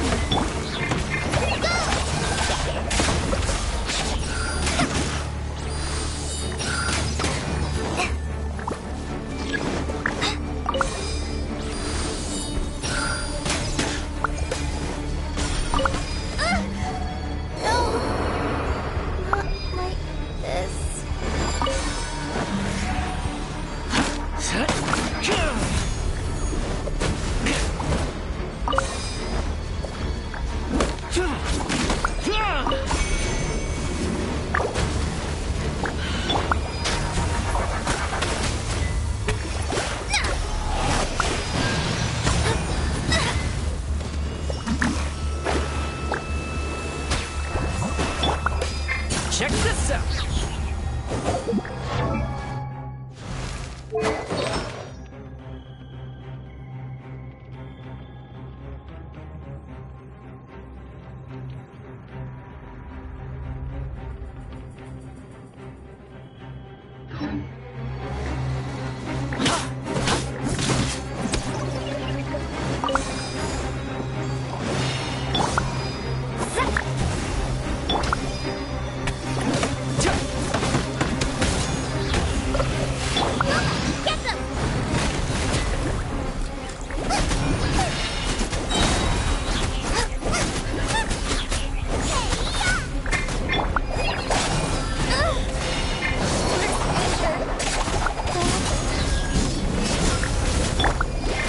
Let me scrap.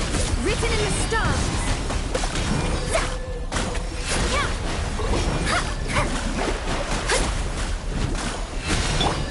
Frying pan into the fire.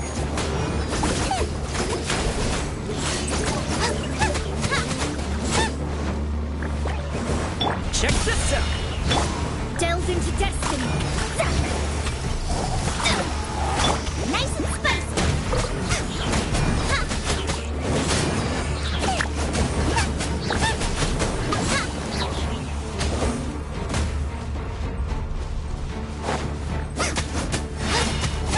No, did I ruin everything? Fire it up!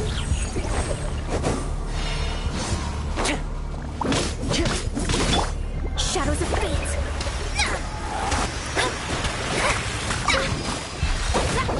Leave my space.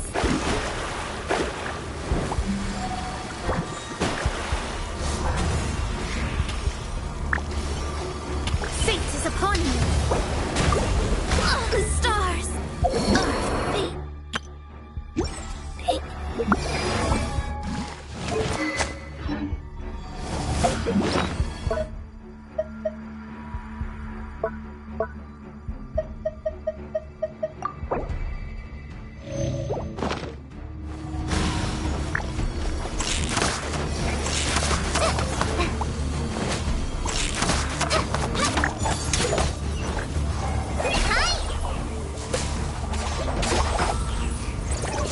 Don't get too close!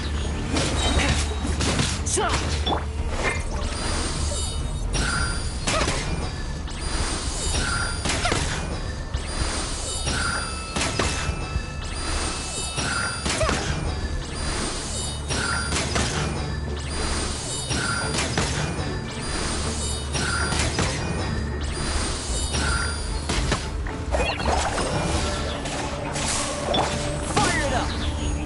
Supporting fire!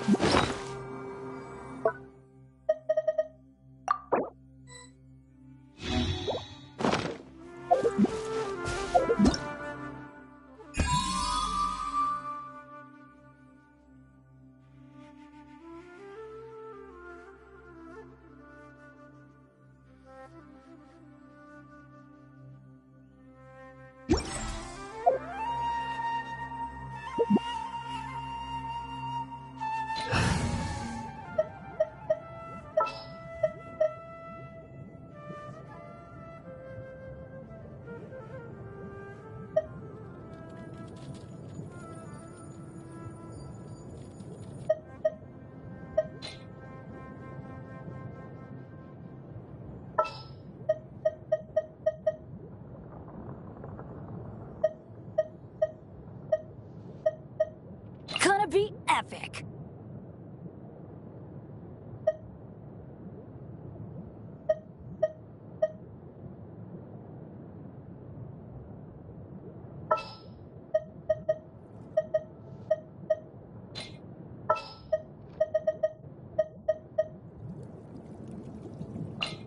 Wish me luck.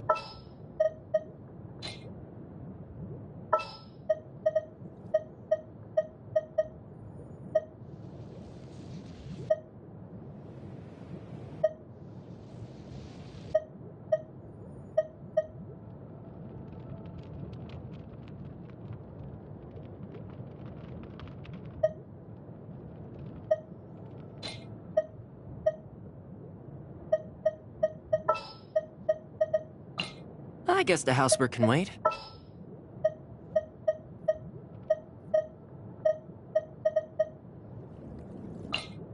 For justice.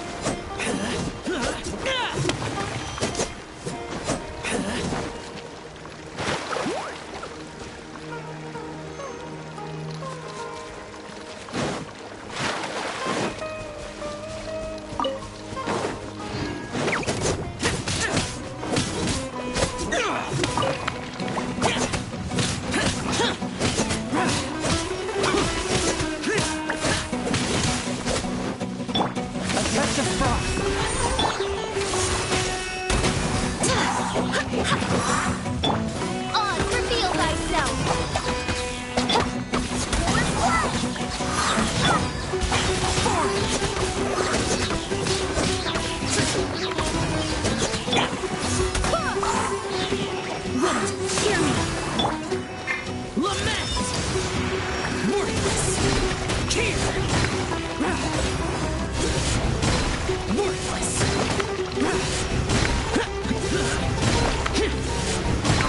Worthless! Here! Worthless!